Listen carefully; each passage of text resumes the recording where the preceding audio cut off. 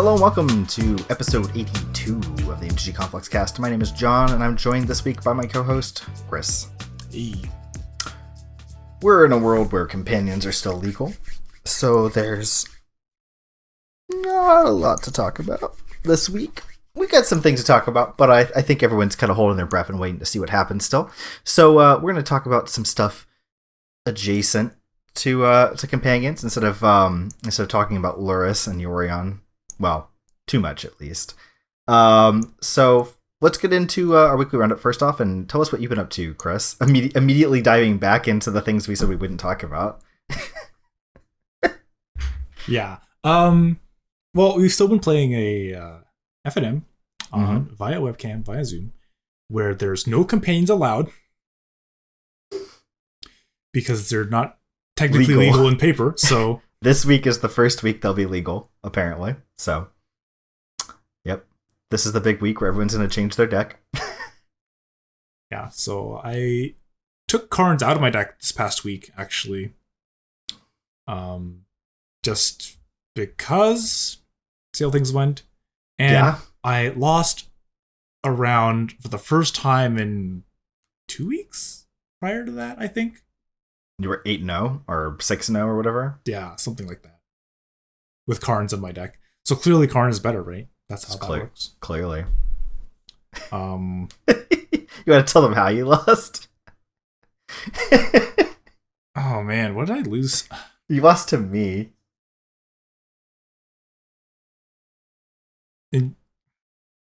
Yeah, you lost to me. Everything blurs together now. So Jon, you were playing Esper Mentor. Oh yes. Oh, okay. That takes me back. Esper Mentor in 2020.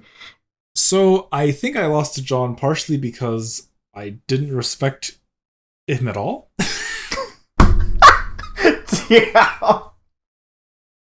Jesus Christ.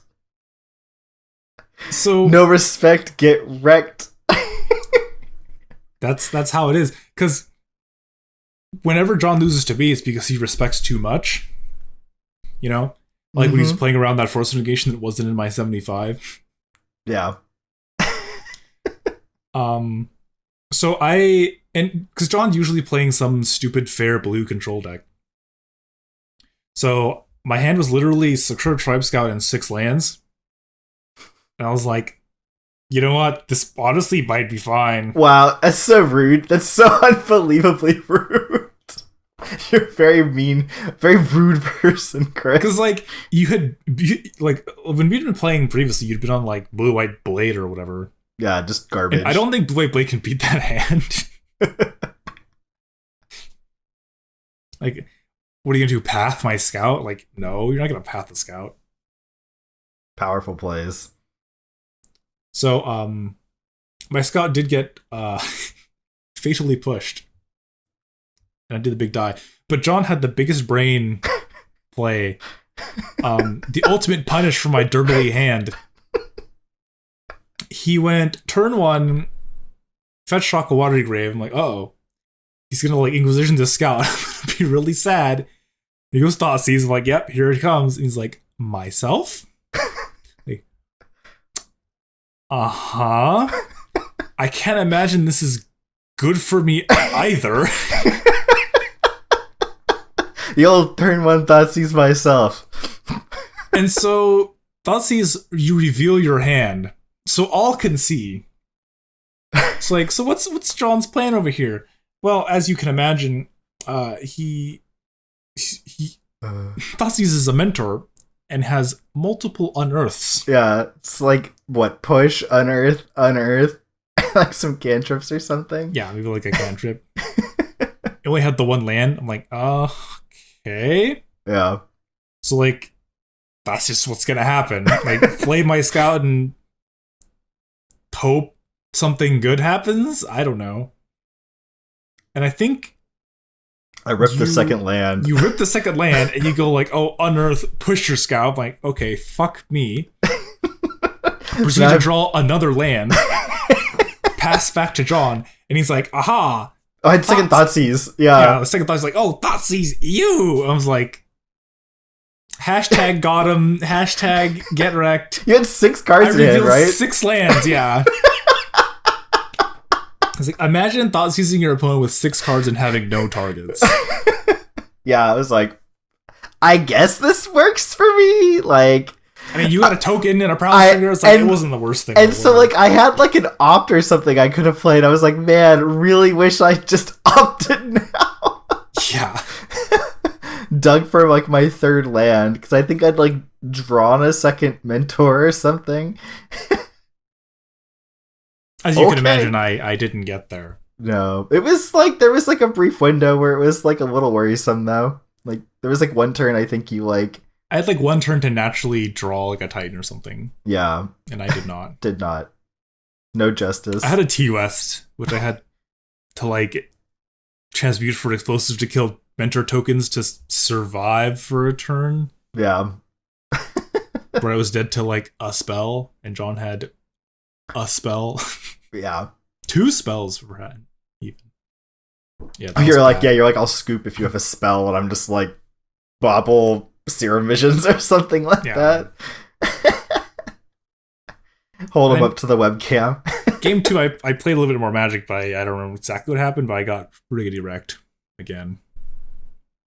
Yeah, man. Just putting Monastery Mentor on the battlefield for 1 mana is pretty good, turns out. Yeah, you had an Ashiok game 2, which... yeah, I did have an Ashiok, yeah. Was slightly problematic. Card is good. That deck is just... The deck is better than you would think it is. I feel like that deck, people were like playing with it. Like what's the guy that he was playing Amulet a lot for a while. He's like an SCG grinder. Edgar Magahall yeah. Magahaze? I think it's Magahaze, right? I was tinkering with it, and then like I think like that was right before people figured out that Hagak was just busted in half. Yeah, because it was like Unearth was in Modern Horizons, right? It was how we got it. Yeah, and so like people were like, "Oh, this is kind of cool," and then people were like, "It's the Hagak meta." And then it was like like so you're sitting there with your Esper Mentor deck. You're like, ha, ha, ha, I'm gonna like unearth my Mentor. And they're just like, LOL, Leyline, or like Leyline of the Void. Yeah. Oh man, and then like the Hagak decks were like playing like what Leyline of Sanctity, right? So that like they didn't get like Relict or no, they played Spellbombed or whatever. Played, Leyline of the Void's main deck. Yeah, because A, it beats the mirror, and B, it makes it so you can't remove their bridge from the graveyard because your guys don't die. Yeah, so yeah, and then anyways, we like moved into like the Urza meta after that, I think, and so like no one ever like picked the deck back up, and it's so weird because it actually plays kind of like a Lurrus deck, where like you're just like trying to cantrip a lot and then like, you know, like recur cheap powerful threats like Snapcaster, Mentor, and Jace VP, which is like kind of how a Lurrus deck feels, where you're like trying to stick this sweet 3-drop and then like get value off of it. And like the supporting cards that are good in the Esper Mentor deck, like you're playing Bobble, and you're playing Unearth, and you're playing a bunch of cantrips and like discard and removal. It's like it just feels like a fucking Esper Lurrus deck. I could probably play the deck with Lurrus, but you couldn't play Mentor, I guess, is the problem. So I guess the deck falls apart at that point. I wonder if like a Lurrus Pyromancer deck would be sweet. No, because it doesn't trigger off a Bobble. Man. Unfortunate. Yeah, Pyromancer and permanent's not so... Yeah. Bummer. They got us. That would be probably busted in half, though, if that worked. You can play any spell from your graveyard? No, if just like Mentor like worked in Lurrus deck somehow. That just You mean if Mentor was like 2 mana? Yeah. Yeah. I don't know. That's quite good. Impressive. Cries in vintage. But yeah. So how's your magical world been aside from the FNM where you got brutally wrecked by me because you did not respect? I beat everyone else though. I always play Steven too, which is hilarious. Always. I play Steven every single week, and I play Gunnar most weeks too. And Gunnar, no matter what he does, plays a deck that gets absolutely fucking destroyed by Amulet Titan. So Is he just like giving up? I've had people like that before that just like they always play decks and always get beaten by your decks, and you get paired and you can just see them like wither. Like you just see the life, like it's like the fucking Pikmin, like when they die and the little spirit like floats out of their body. That's what it's like when they like sit down next to you or get across from you. That's what Dan does. Dentist Dan. Oh yeah. And it's not that Dentist Dan plays decks that are bad against me. It's just I always savagely luck sack Dan out of every single game of like sanctioned Magic that I play with him. It's ridiculous.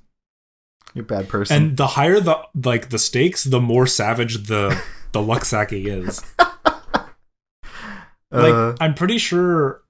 I think I beat him I think it was that PPTQ that I beat Dan on my way to top 8 that I actually won to get my invite to the RPTQ. Mm-hmm. And I turned 2 hive-minded him.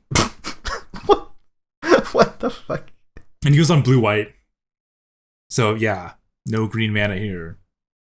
Wow, that's pretty brutal. But yeah, so like Gutter plays like stuff like black-white tokens. Yeah.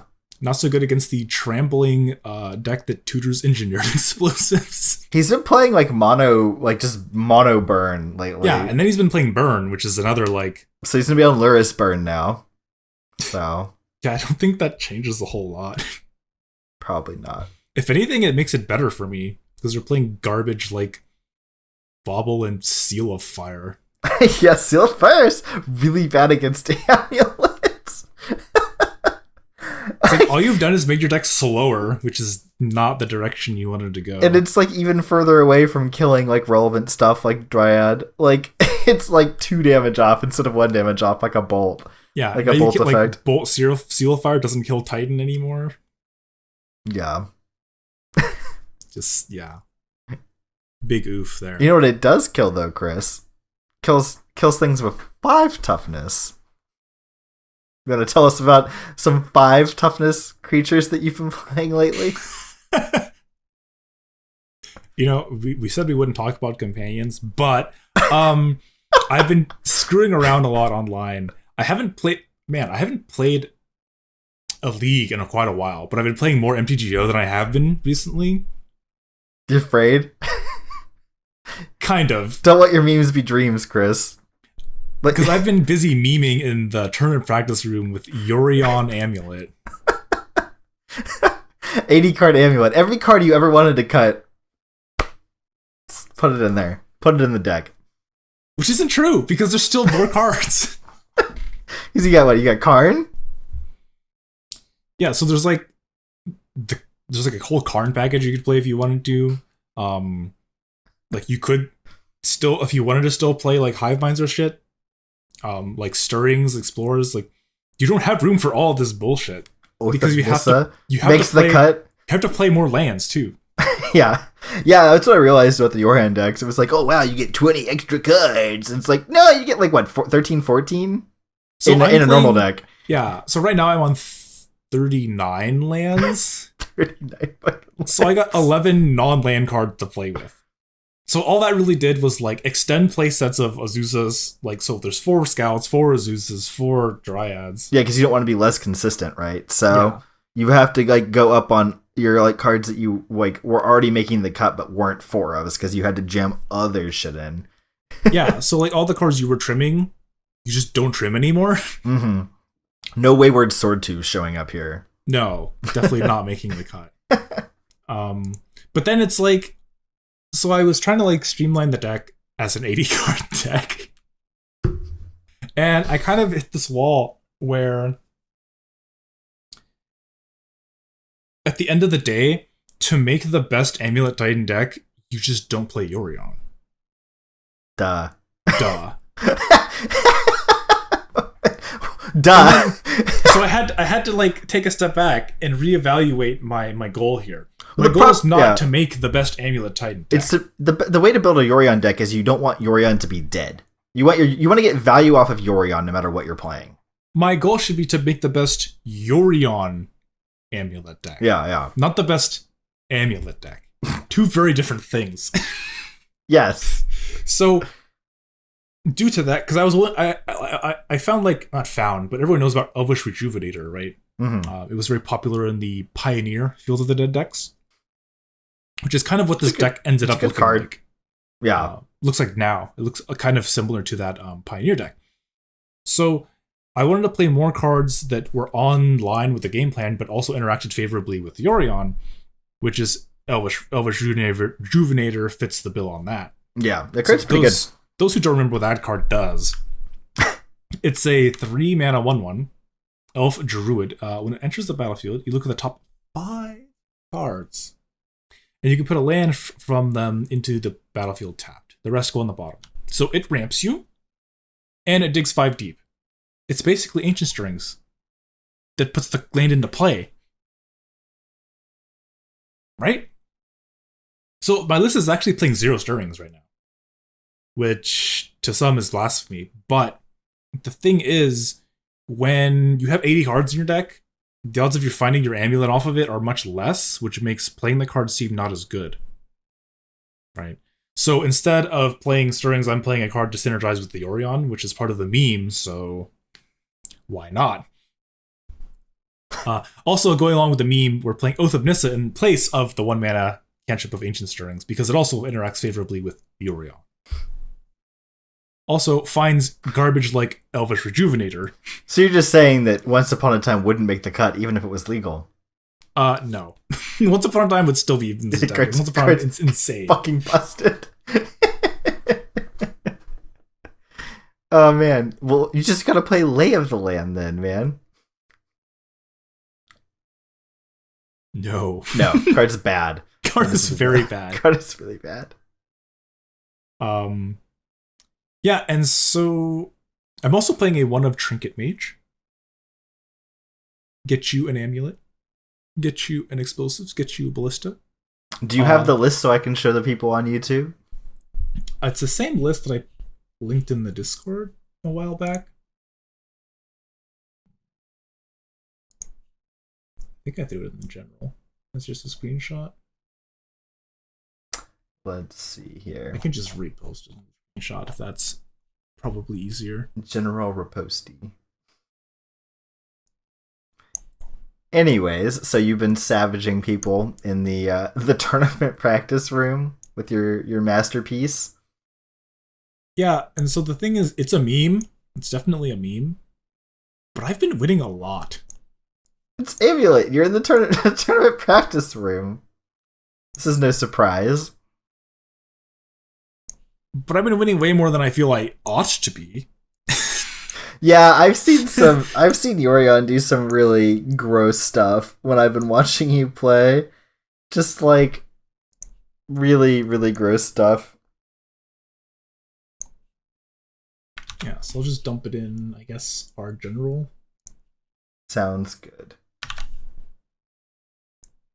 Show the listeners at home just what you've been up to. What sort of mischief you've been getting into.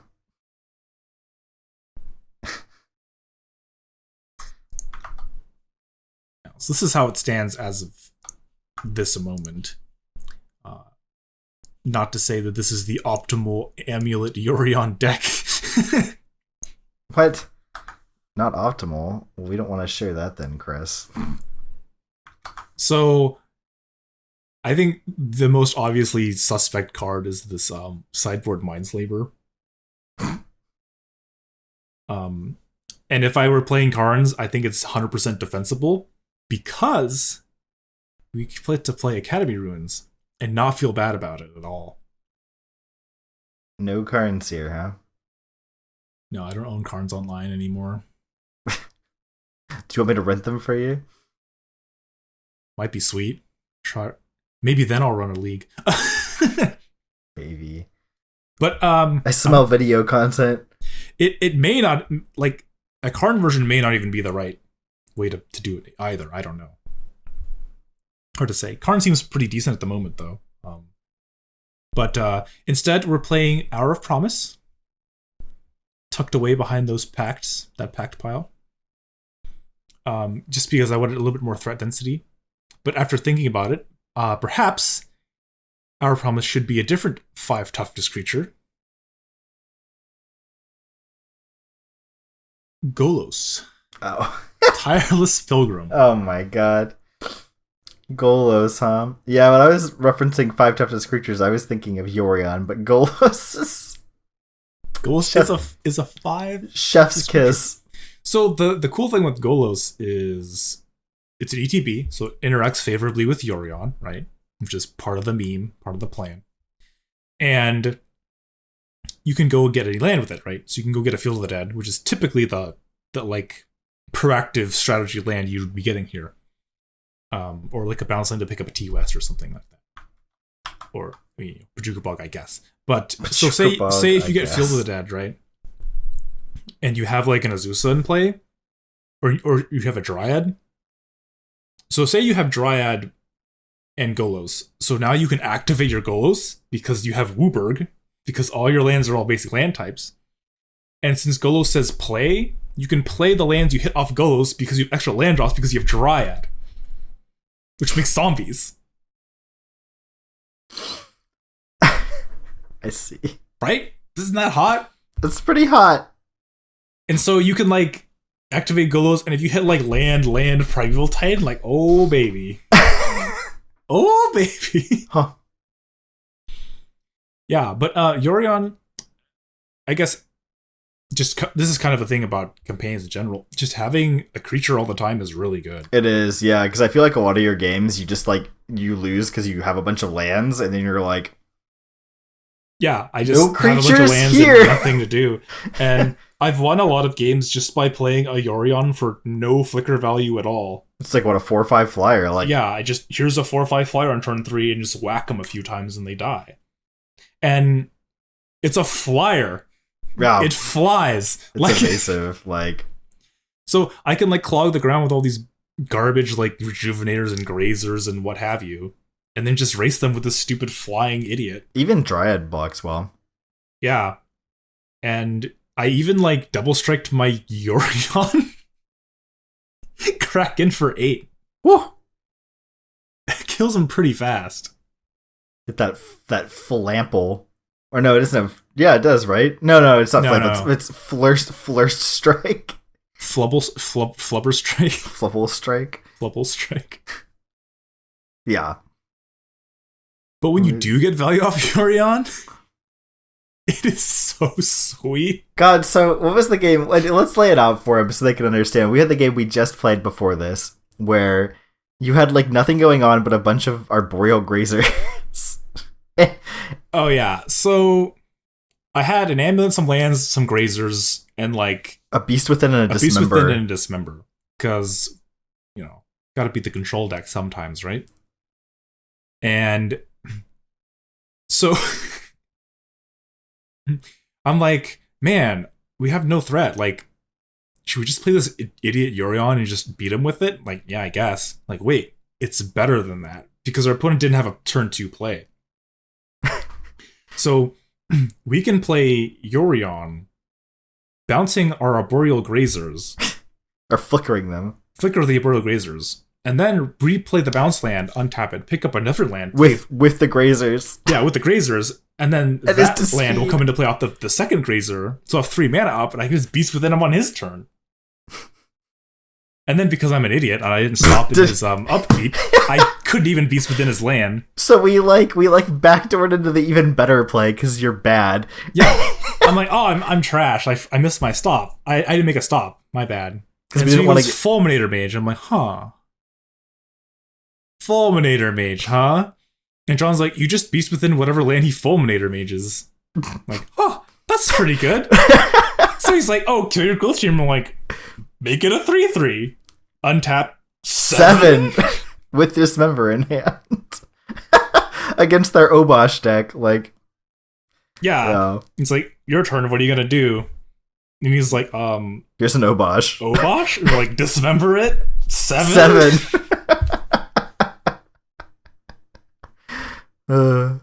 Yeah. Amazing.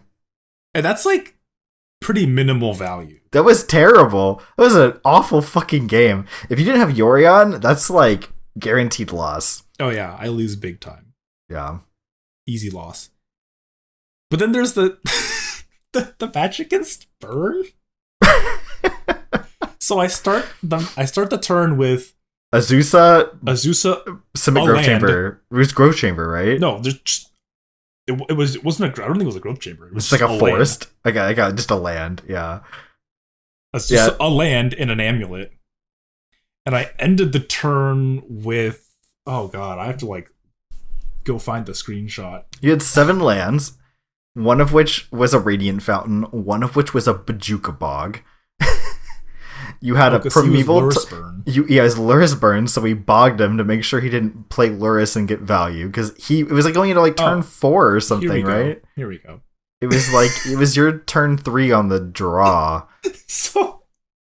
So I end the turn with, what are the 4? Yeah, so 7 lands, 2 of which are Radiant Fountains. A Bajuka Bog, so he gets no value of his Luris. A Colony Garden. And the Haste Land in Board Scares. Yeah, then you had Titan, Azusa, Yorion, right? I had Titan, Azusa, Yorion, 2 Grazers. 2 Grazers? Yeah, this is your turn 3 on the draw, and you started with Azusa Amulet Land as your battlefield, and they had a Swiss Spear or a I think it was they had like a prowess creature, right? Blocked my Titan with a Goblin Guide or something. Oh, that's right, yeah. And Goblin Guide revealed no lands. For like, what, 3 attacks? Because yeah. It was his turn 1 play? Yeah. Yeah. I went 15, getting 4. Yeah. What a game. Yeah. Yorion's berserk sometimes. I like play a Titan, attack him post-combat, Yorion my Titan and my Grazers. Yeah. Amazing. I mean, that's a very win more scenario, but it was really gross. Sometimes you gotta flex on him. And the Bajuka Bog was purely BM. No, man, it wasn't BM. You gotta cover your bases. No, I feel that it would have been way better. Yeah, probably. I would have had at least 4 zombies.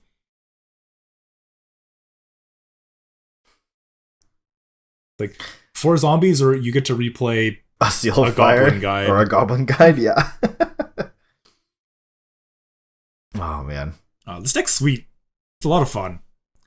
And so, like, one thing people were bitching about Amulets, like, oh, it's getting more streamlined, it's too easy, the lines are too simple, you just play Garen Brig and play a Titan and you win the game, blah, blah, blah. Well, now with 80 cards in your deck... Oh, man. You gotta think about how to make your shitty cards do the thing. Restrictions breed creativity. Or something along those lines. Is this a restriction? So while companions are terrible for the game, I'm having fun for the time being. Yeah, I think that's been I think for most people that are playing companion decks, they are very fun to play with. They're just not gonna stay fun forever is the big worry, right? They're fun when you're memeing. Yeah. When you're spiking, it's probably a lot less fun. Yeah, my experience with the spiking playing Luris decks has been, I play really late at night, mostly at 1 a.m. plus. Is when I do my leagues. And I just hit mono anti Luris decks. I played Luris Delver and Grixis Luris Delver in Legacy, and I didn't play a single companion deck. And I just played mono Luris hate decks. It was awful. I played against lands. I played against the Titan deck, the Primeval Titan deck. I just played against so much Chalice of the Void. It was unreal. And oh man. Yeah. Yeah, it was not fun. It was a very unfun league. Speaking of Legacy, I recently acquired Legacy Elves online. Again. To screw around with. So I took the list of Hello Newton, guy who queued for the PT playing Elves in Legacy. A god. Our hero. And I noticed that he was not playing a single Reclamation Sage in his entire 75. Which was made abundantly clear to me when I queued up for my very first match online and got paired against Mono Red Prison and had literally no way to deal with anything ever. Chalice?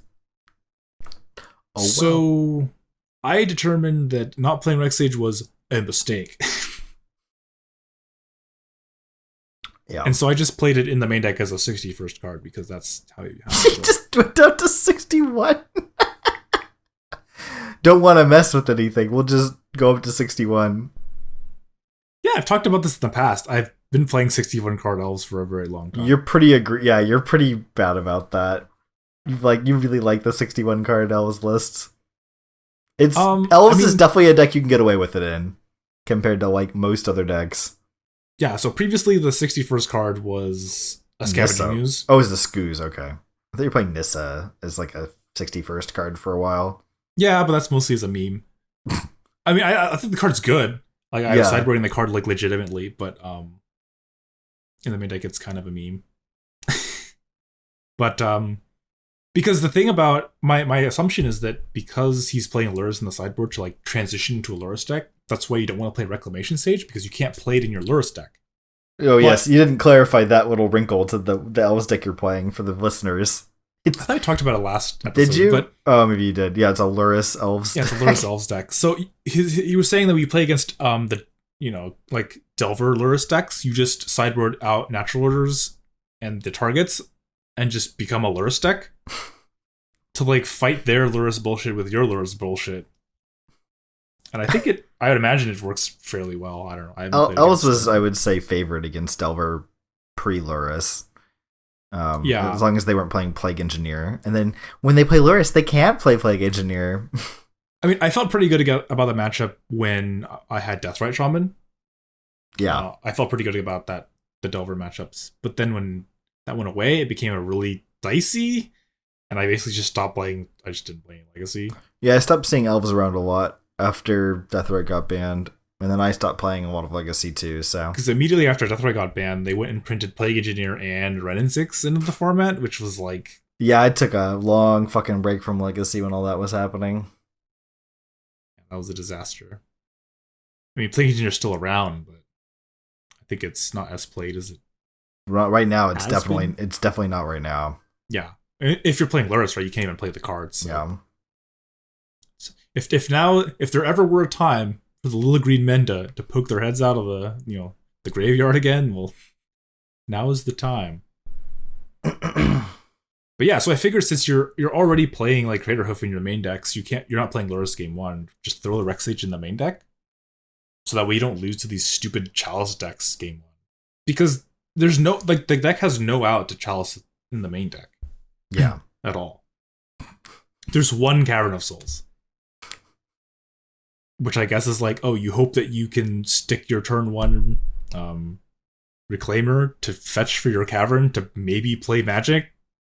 It's like not ideal thing. Yeah.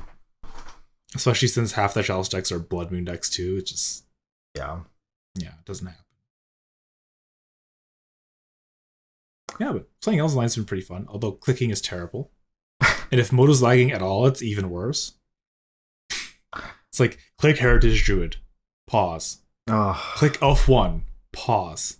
Click Elf 2, pause. The worst is when Elf 3, pause. The worst is playing cards like Intuition, or like Gifts Ungiven when Moto is lagging.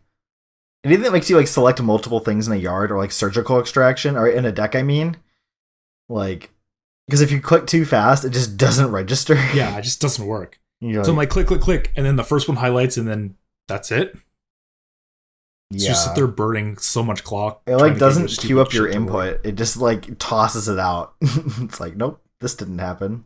Yeah. While executing first thing, no other things can happen. Yeah. Or get in line to happen. Yeah. That's like, doozy. I had to like learn how Wirewood Symbiote works online. Like you have to click it, and then you click the thing you want to untap, and then you click the elf you want to return. You don't click the one you want to return, and then the one you want to untap. Order of operations. Otherwise, you just like bounce the thing you wanted to untap, and you're like, oh. Guess I'll die. Oh, man. So I haven't cast Lurrus yet though. I guess I don't know if I did. So Lurrus bad card, unplayable. Anyway, what have you been up to, John, in your magical world? So yeah, at FNMs, I've been playing Esper Mentor for like the last 2 weeks. I only played one round the week before last because I was like a backfill for someone dropping, and then I actually played the whole event last week, and I went 3-1.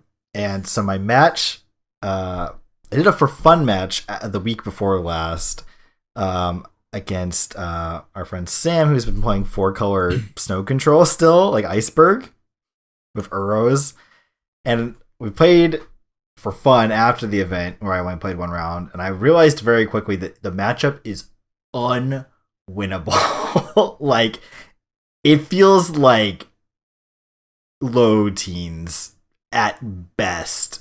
Like, the matchup just feels awful. The sideboard as I currently have it does not help. Like, it's just an unsalvageable matchup. And so we got paired that this week's FNM, the last round for, undefeated. And yeah, I just got savaged. It's just impossible. Like, even in the games like go like one of two ways. Either I have like the early like thing and it's like, oh, I'm like doing my thing, like I got a mentor into play and then made some guys, and then it's just like he just like picks it apart, and then I just lose. Because he like snowballs value and I can never come back into the game. Or I have like the value oriented setup with like the, unearthing Jace, Fern's Prodigy, and Snapcasters, and like cantrips and card advantage, and I just get blown away by Uro. Just blown away by the card. Like, just can't beat it. Like, yeah, it's just like either way the texture of the game goes, it's just like an unsolvable matchup. Like, with how I'm currently configured, at least. So that was fun. And then I've been playing a lot of Moto. I've been playing all sorts of different Lurrus decks, basically. I've played Grixis Lurrus, and Grixis Lurrus Delver, Grixis Death Shadow Lurrus, Blue-Red Lurrus Delver in Modern. I'm in a league right now with Blue-Red Counterbalance Control in Modern, with no companion. Which is definitely a bad deck, but it's sweet. And then in Legacy, I've played Grixis Lurrus Delver. I only did one league of Legacy. But yeah, I've been playing a lot of Lurrus decks. It's been fun. Lurrus is sweet. I think that Grixis Lurrus Delver is the best deck I've been playing. It feels really powerful. It's nice to actually have Delver be viable in Modern. You can do like sweet stuff with Bobble and Delvers, man. You bobble yourself on your opponent's turn, and it's like, oh, if there's an instant or not an instant, you can like stack the triggers, so you get like an extra go around at flipping the Delver, which is pretty cool. Because like if it is an instant, well, you do the Delver and then the Bobble, and if it's not, then you do the draw first and then you check for the Delver, which is fun times. You look very nonplussed. Every time you have a Delver and you like, oh, would you like to reveal Mishra's Bauble to Delver of Secrets? It's just like, man, that has to be. It feels pretty bad. Feel bad. It feels really bad. It feels really bad. But then it's like oh god, it's like the meme of like the guy looking like really excited. It's when you have the sprite dragon with the bobble and you're like he's like feels really good. It's like spending no mana to grow your sprite dragon. Just good shit. The sprite dragon's berserk, dude. Like, I saw a list where they like took the Delvers out and they're just playing sprite dragons and Spellstutter sprites. It's like, whoa, that's hot. Kind of want to try a league out with that one. It's like, because everyone's playing like 0 through 2 drops, right? So it's like, yeah. Spellstutter Sprite just fucking hammers everything. And then it's like, yeah, it's cool. Wait, John, we haven't brewed Just Guy Dragons again yet. Oh, yeah, you're right. What? We played Jeskai Yorion Dragon. It just seems bad. There's not enough good cards. It's like we've already had like struggled to find enough good cards. 20 extra cards. Like, I guess the mana is free, but the rest of the deck, it's just like bad, very bad. You can Yorion your Garden Hellcat. You put in four Sprite Dragons. That fills up some of the slots. No, playing a 80 card Silumgar Scorn deck's probably not the way to go. Silumgar Scorn is like okay-ish right now, probably, but yeah. Seems not ideal. I was brewing up like a Jeskai Luris Delver deck with Tony the other day over the weekend, and it was like we were like trying to like figure out like what threat package we wanted to run, and it was like, yeah, man, we can play Myth Realized. Another 1-drop threat. Oh man. And it was like, do you even want to play Delver? It's really interesting. I've always liked Myth Realized together with Thing in the Ice, because they synergize well. Because it's like, the thing flips, but your Myth Realized isn't a creature, so it doesn't get bounced. It just sits there. But like Sprite Dragon and Myth Realized pair really well for the same reason. Just like both. But Sprite Dragon and Thing in the Ice, not so much. No, not at all. So that's kind of a bummer. But it is toying around with various ideas. But it's like playing a Lightning Helix deck seems pretty decent right now. There's so many Yorion Restoration Angel decks running around too. Yeah, which is why you want to be playing Path to Exile. I guess it's really gross if you think about it. What, Resto Yorion? Yeah. Yo, it's absurd. You just get to like Flicker Wisp your entire fucking board every single turn. Well, you played against the guy that was he had Avalanche, is one of Avalanche Riders or whatever, and he was like Avalanche Ridering you 1 to 2 times every turn cycle for like 4 or 5 turn cycles. Oh yeah, and you like had the Avalanche all the way down. You had like all the things online to like, you had the lands, you had the ways to put the lands into play, and it just didn't matter because you didn't have the scout to like protect, right? Was the problem? You didn't have. I didn't have another bounce land as the issue. Yeah, you couldn't like get tricksy with scout bounce land. So. But yeah, that's what I've been up to. I've been playing a lot of different decks. We're our online FNM since companions are coming out this week, and it's gonna like completely blow away the meta. We've allowed proxies, so I've got all my like 12 pages of cards printed out for proxies because I have no idea how long we're gonna be in quarantine. So I've got Croxas, I've got some Pillages, a Lutri. One of each Triome, some abundant growths here. Modern All-Star. Yes, some place out of boils. Very nice, very nice. Counterbalances, we'll get to that soon. Some Hex Drinkers. Some Jace the Mind Sculptors. Uros, because someone has mine. Won't say who. Again. Yeah. So yeah, I'm excited to try out a bunch of stupid companion decks, and we'll ride the novelty until it wears off. But I guess we can kind of segue out of what we've been talking about as far as like what we've been up to. Today, I think a lot of people were holding their breath, waiting for a BNR update. And we didn't quite get that, but what we did get a tweet this afternoon. Or I should say this late afternoon. It was like 5:02 Wizard time, which is pretty late. And they said 1 week from today, on 5/18, will be the next banned restricted update impacting Vintage, Legacy, and Brawl. That last format, not the one people wanted to see. Does anyone actually play Brawl? Yeah, I think I have to imagine the only people who play Brawl are people on Arena. Yeah. MTGO leagues for those formats will end at that time and be restarted with updates. Whatever. No Pioneer or Modern on that list. So I think they're acknowledging that, like, at the very least, Luris is just busted in Vintage of Legacy. busted in half. And Garuda is like very good in Legacy. And Zerda, quite good in Vintage, quite strong in Bomberman. Yeah. So, I wonder what we'll see. Eat some bans. And I wonder if they're going to. The problem with Vintage is they can't ban Vintage. Yeah, they're gonna. Well, they can. They're gonna. Yeah, they've banned stuff before. It's just been a long, long time. Right. So, but they typically will only restrict.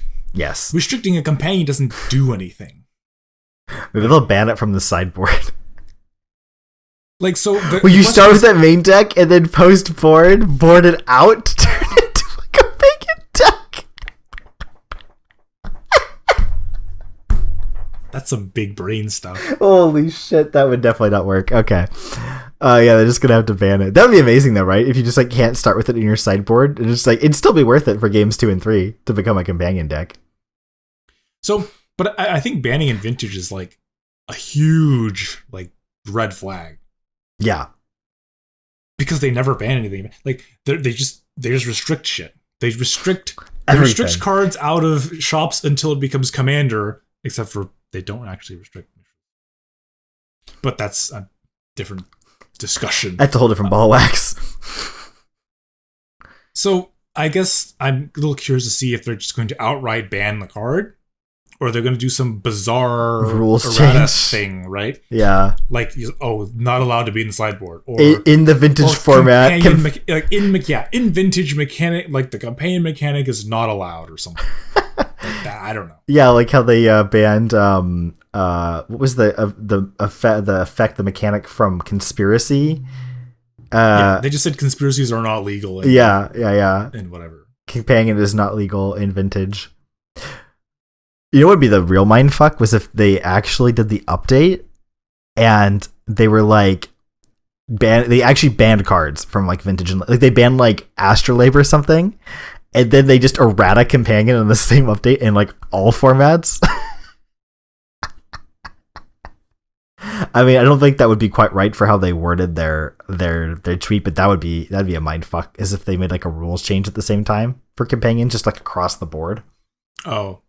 Yeah, we're not banning anything in Modern. Yeah. But companions don't work anymore. Yeah, like I don't know, like they like you have to like mulligan for them. I don't know. There's been all sorts of stuff getting floated around. Anyways, that'd be cool. And by cool, I mean terrible for the financial market for Magic. Which is why my Lurrus is made of paper instead of cardboard. Yeah. I'm not buying one. I did buy a Lutri because it was like $2 or $3. I have no idea when that's going to get here. It'll be a surprise. Because I love me some Highlander. But anyways. So we've had that as news. So look forward to that. It'll be a week after next before we get to talk about it. So who knows?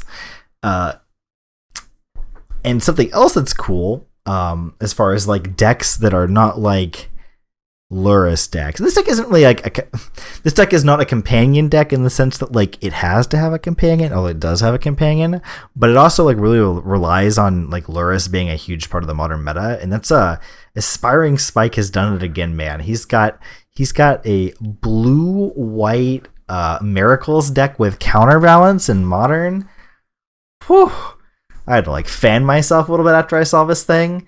I think he top 8'd like a challenge or something, and then today he won a PTQ, so he qualified for the Pro Tour, playing Modern Miracles with Counterbalance in 2020. This deck is amazing. It takes advantage of the fact that everyone and their mother is playing Lurrus. Yeah. And I will pull it up here for people watching at home so they can have the old look-see poo, I guess. So, I mean, like, the problems with the counterbalance, unless you have a good way to manipulate the top of your deck, it's not as reliable. Mm-hmm. And also, if the cards you're playing against just have a wide spread of mana cost, it's also just not as reliable. Mm-hmm. But in a format when everything is 0 to 2 mana, yeah, like Legacy, or Modern with Lurrus, it gets a lot better. And I mean, sure, you can still play spells with more than 2 CMC in your Lurrus decks, but yeah. By and yeah, large, it's not that much above 3. this deck's leveraging some really powerful cards, right? It's got 3 Mystic Sanctuaries, which, as we know, is a very good card. It's got 3 forces, some Teferis, Terminus, a very powerful card in this format, where your opponent cheats a bunch of crap into play with Luris, and then you just slap all that shit and Luris back on the bottom of their deck. Real nice, clean, cheap answer. But man, Omen of the Sea puts in some fucking work in this deck, dude. I love this card. I think Omen is great. It's not great in every deck like other blue cantrips tend to be. Like if it's a blue deck you want to play, Opt or Serum Visions or whatever. But Omen is really good in certain decks like this one, where you have like the ability to like scry up to 4 cards to put stuff on top. I guess it's up to 3, right? Because if you're scrying all the way down, then drawing a card, it's like, yeah. I guess you could scry 4 away, draw a mystery card, and then have a 5th random card that you're flipping. So, but you can't like bottom, intending to leave the top. I guess you could, but you'd have to like keep another card you don't want to draw, right? I guess that's possible. Anyways, but yeah, you get to manipulate really heavily with Omen for your counterbalance. Mystic Sanctuary does some dirty shit. Where you can like, just put something back on top. Your fetch land turns into a Mystic Sanctuary, which so again, why is this card fetchable? Yeah, what the hell? If we think about Mystic Sanctuary, it's not broken because it puts it on top of your deck, not on your hand. Yeah, with counterbalance, that's exactly where you want it to be. Yeah, it's great. It's great. And then, like, dude, Mystic Sanctuary Omen of the Sea is, like, really weird, too. This interaction, I watched Aspiring Spike Divas on stream, then I did it in the league I played of Blue-Red Counterbalance, where you're end of turn, want to, like, Omen of the Sea, but you, like, also want to, like, Sanctuary something back on top, but you don't want to, like, waste your scries, right?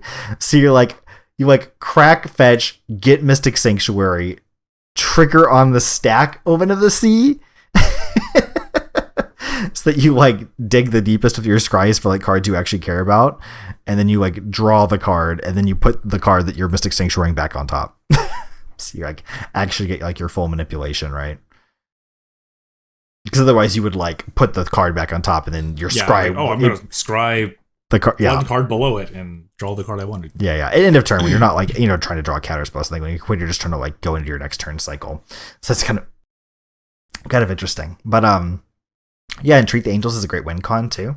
So John, you disclose what all-powerful companion this deck is playing? Oh yes, this deck is playing a very powerful companion. It's playing a Kahira as its companion. No Snapcasters here, so it does work. It's just a 3/2 for 3 with Vigilance. It's always in your hand though, and you know what? That's actually pretty good for a control deck. Right? Like, yeah, just having an idiot.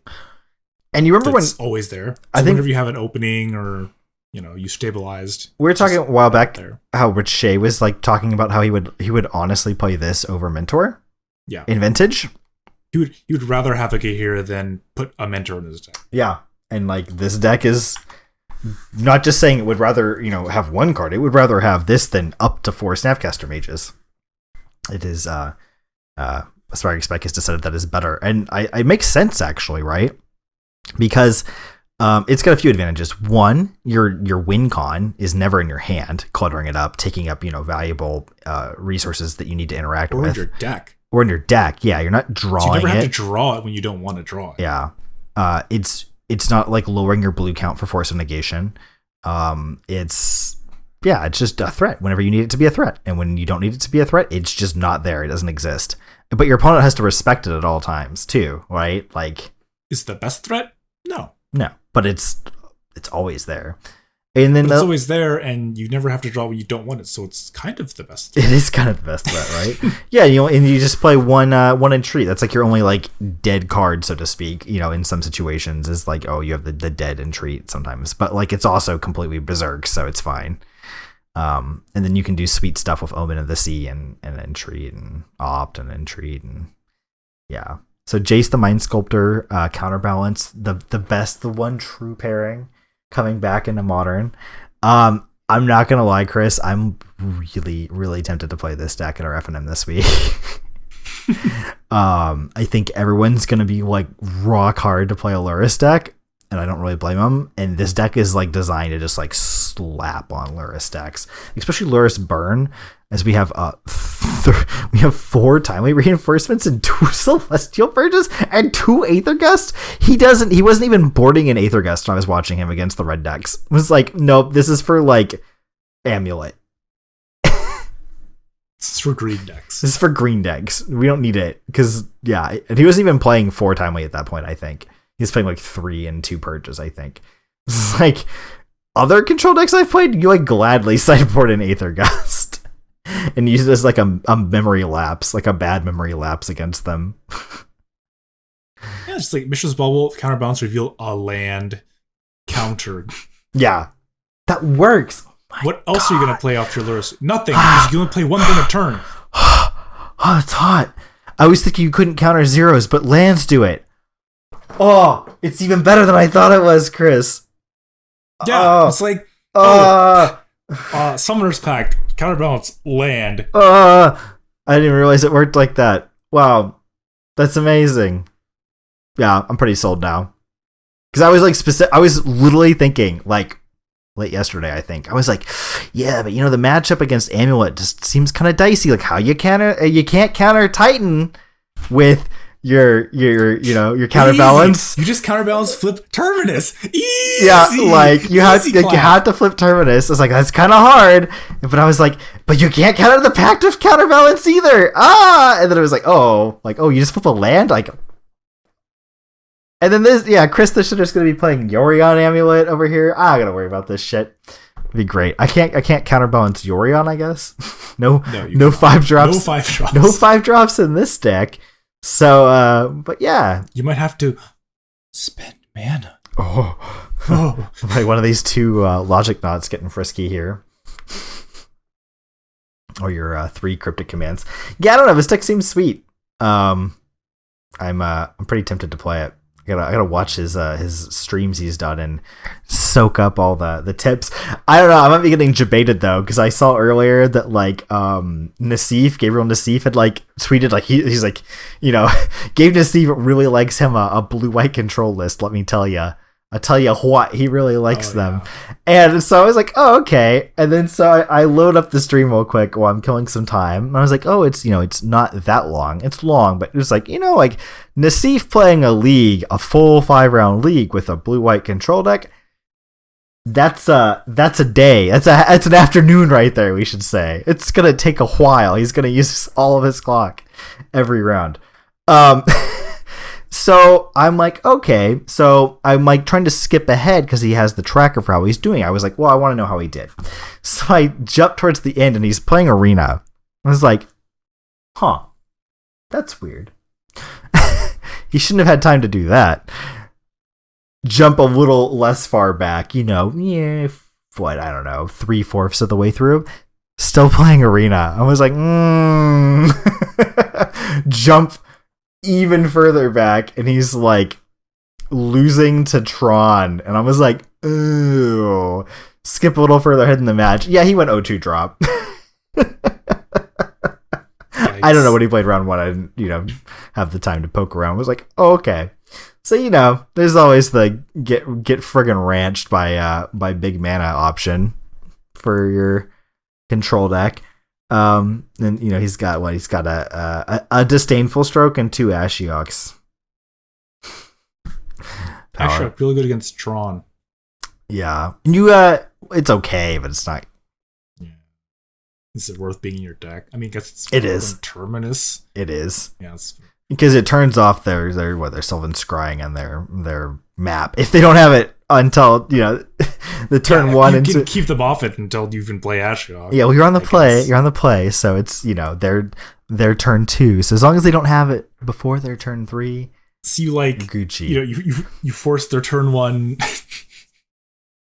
Force turn 1 map. Snare the turn 2. Snare turn 2 scrying. And then you're golden. Bam, Ashiok.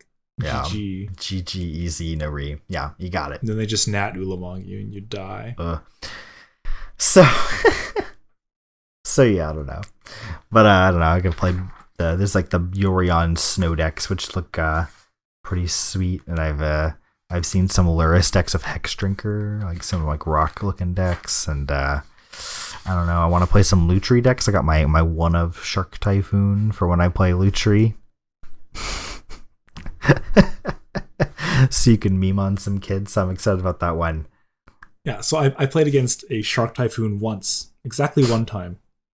And it was both amazing and incredibly sad at the same time.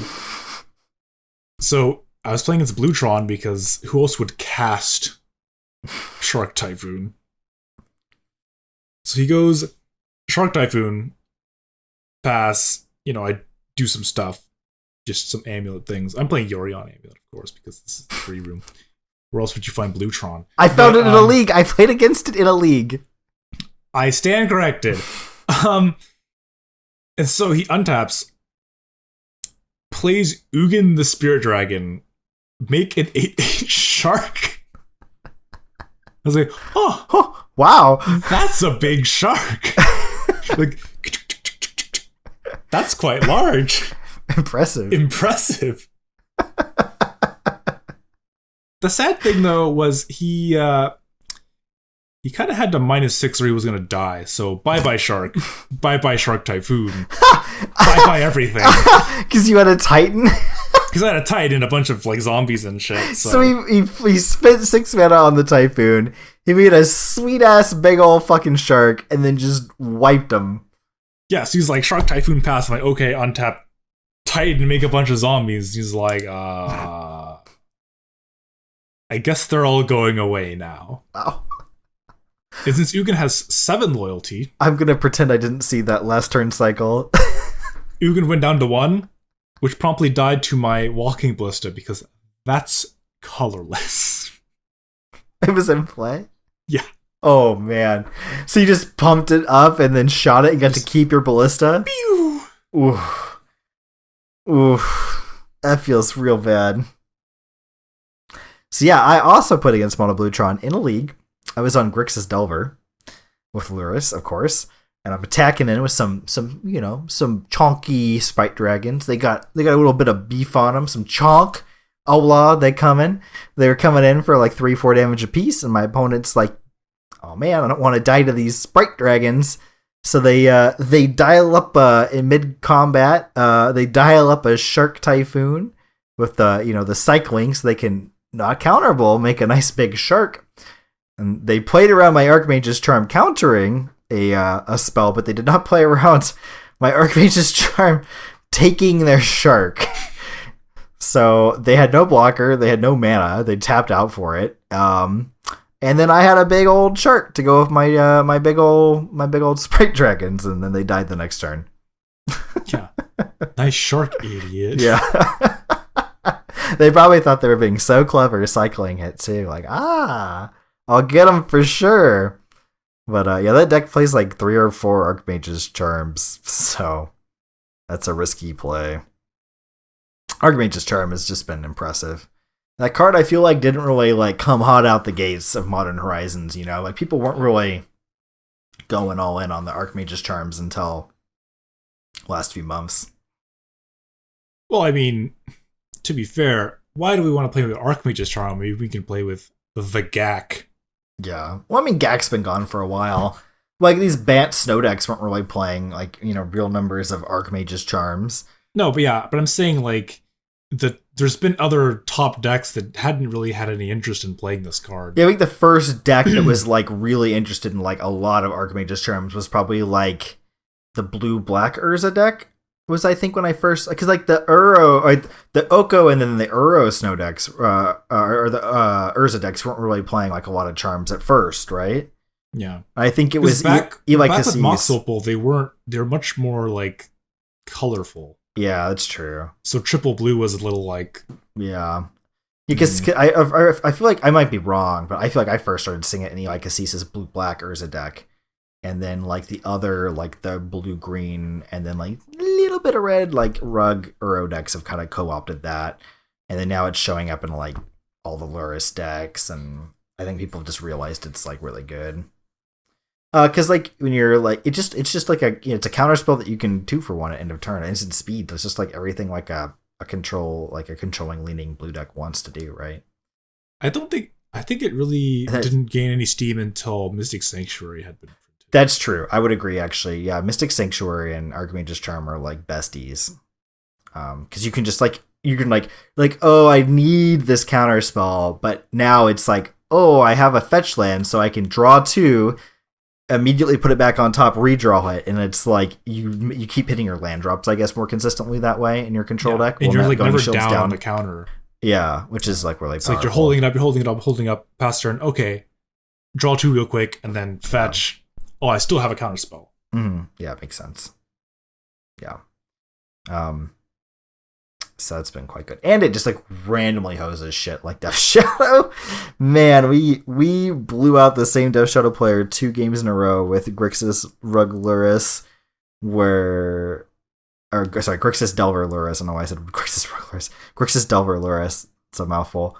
Where they made a big shadow, hit us, and then we were like, cool, take your shadow, kill you. Thanks for lowering our life total so that your shadow was a beefy boy. And then we had sprite dragons or whatever laying around, or a delver, and it was like you just take the hit. Don't even abyss your guy and just crush him on the counter swing. So it did that 2 games in a row. That was very fun. And even at its worst, it would kill the shadow. Yeah, exactly. Yeah, it's just like a removal spell. It's like a doom. It's like a murder for shadow. So, yeah. So yeah, I've been really liking. Stealing shit's not relevant most of the time, but when it is, it's pretty hot. I've stolen an amulet a few times. I did it against Chris actually in paper, and I was like, does my land untap? Like my shock land if I play it? Like I fetch a tapped shock, does the amulet untap it? It does, right? Yes. Yeah. I still wasn't quite sure on that. Which is weird. As long as you don't pay the 2 life. Yeah. Why would you? Although, if you Vesuva a shock land, you can pay the 2 life and it will still untap because of the amulet. Weird. Because Vesuva. Amazing. But yeah, there's also, for all you Druid Amulet players out there, pro tip. If you have your Dryad in play, you can play Vesuva copying nothing, and it will come into play untapped, and you can tap it for all colors because of your Dryad. Wow. Amazing. So, if you have maybe an Azusa or something, you want to play lands that don't have triggers, you need the mana, or whatever, or, maybe you don't have an amulet, but you want that 1 mana to do something else, like play a cantrip or a scout or whatever, you can just play it copy nothing, and just get them. Use it for mana. And pick it up later and copy something else. This only enters tapped when you copy something. Interesting. And you don't have to copy. That's so weird. It's like really weird. It's never come up for me yet, but, the more you know. Sick plays, right? So I actually had another deck, just talking about spicy decks we played against. I played against a doozy the other night in Modern. I played against a Luca deck. I played against a Luca. I can't remember which one's Luca. It's the new Planeswalker. Oh, yeah. It pluses to exile, I think 3 cards from the top of your deck, and as long as you control a Luca Planeswalker, any Luca, you can play them. Yeah. You can play them. And so many Lucas. And it minuses to I think it exiles the creature, or maybe I think it kills the creature. I think it kills a creature, and then you polymorph. Oh yeah. And so this deck was playing, 4 Season Pyromancers, some ramp, and it was doing just Season Pyromancer things, right? Just grinding value of Season Pyromancer. They had Arbor Elf, I think, and Abundant Growth and all that jazz. And it's until you get to a creature. I think Luca is a creature that's cost more. Let me look that up so I can tell you the rates. I believe Luca polymorphs into a creature that costs more.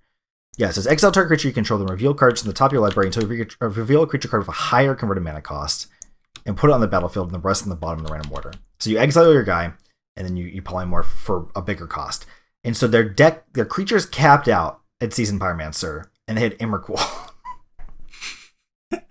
Actually, no, I'm sorry. It didn't cap out just at Emrakul. They had one other creature that cost more, and that was Felidar Guardian, because they were also playing Saheeli Rai Felidar combo in the deck. And that's amazing. And they were playing Oath of Nissa. So the deck was like, it had like no interaction. It was just like Oath, Seasoned Pyromancer, Arbor Elf ramp stuff, Saheeli Cat combo, and then like Luca and Emrakul, I assume. It was the strangest deck, and we lost to it. Tony was watching me play the blue-red counterbalance deck, and like, this deck plays fucking mana costs all over the place. Like, oh, yeah, we got destroyed by it. It was like so hard to beat like Pyromancer, like just doing Pyromancer things and like putting a bunch of bodies into play, and like the combo things at the same time. Because like you wanted like spot removal to make sure they didn't like cat combo you, and then like you also like needed a way to like get Luca off the table or from ever resolving. But then you like also needed a way to like outgrind Seasoned Pyromancer. Oh, it was miserable. It was so bad. I can't believe we lost that. Man, you know, like all the Ponza decks, they're all basically Obosh decks now. Yeah. And they're all playing like 4 Lucas. Oh, they're playing Luca too? Yeah. That makes sense. You just play like 3 other Oboshes in your deck, and then you Luca your random crap into Obosh. Yeah, and so the deck is, for that reason, I presume, is playing Magus of the Moon instead of Blood Moons. Ha! So you like Luca your idiot into like Magus of the Moon. Or then like you have redundant moons, just turn the moon into like Obosh or whatever. Huh. It's card advantage. It's really good card advantage too for a creature deck. And then yeah, you just plus it. The -7 is each creature you control deals damage equal to its power to each opponent. And then if you have Obosh in play, I assume that just like straight murders people. Just kills them. Yeah. Moida. That plus the attack phase, you're probably very dead at that point. I think people are saying it's like air quotes Ponza because they're not really playing Stone Rain cards anymore. It's like just some moons and then this other stuff. So it's not so all in on the mana screwed your opponent plan because it has like real threats, real cards to play now, I guess. Gotcha. Interesting. Yeah, so we said we wouldn't talk about companion, but here we are talking about a bunch of companion decks. It's just unavoidable at this point, I feel like. Do we have anything else we want to go over? Oh, you do? Okay. The other funny thing is like adventure cards. And so like the Ponza Obosh deck gets to play 2-drops in the form of Bone Crusher Giant. Oh, yeah. That's kind of cool. Stomp is 2 mana, but Bone Crusher's 3, which is what Obosh cares about. That is cool. And it's playing Kythios, the new like 3 mana god. Oh, yeah, that has been god. a lot of the decks. So it seems like it's a pretty meta deck, right? So you have this Kythios which has incidental graveyard hate against these stupid Lurrus decks. And then you just have a pile of other shit. And you still get to play the Arbor Elf Euhupia Sprawl combo. This list is playing 4 Kitchen Finks in their Obosh deck, so they can beat Burn.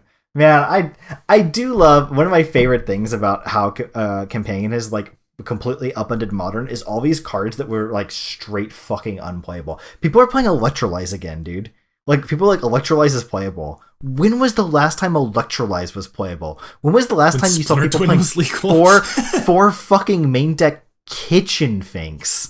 Like, Kitchen Finks. Like, this card used to be great. It was so good. You, like, play a Kitchen Finks and your Burn player wanted to, like, commit Sudoku. Like, they're just done. They're done. They were done. They're like, sign the slip. Fuck Kitchen Finks. I hate this card. Kitchen Finks? Oh, my God. How do we win? Second? Yeah. GG. Get the pen. I'm a head out. Yeah. And like, yeah, then gone. Like, it's been unplayable. The card's been trash. It's been just garbage. Unplayable garbage. And this meta deck is playing 4. It's funny. So this deck actually isn't playing any other Obosh in the deck, because I presume you wouldn't want to... Well, it actually doesn't even have Luca in it, which is crazy. But I assume if you're playing Luca, you wouldn't want to Luca into another Obosh, being legendary. Dude. And all. Oh man, Luca exiles your Kitchen Finks. It's a bummer. If it just destroyed, that'd be like... Could you imagine if it just like destroyed the creature? It'd be like Pod. It'd be like Pod time all over again. Oh my god. Let's have your Luca Pod chain. I guess that's why they worded it like that, to avoid that kind of crap. Could you imagine it'd be like red pod decks? Yeah, so like here's a list playing 4 Luca and 2 Pillage and an Emerald. Whose is it? Happy. The one right below the one I had pulled up.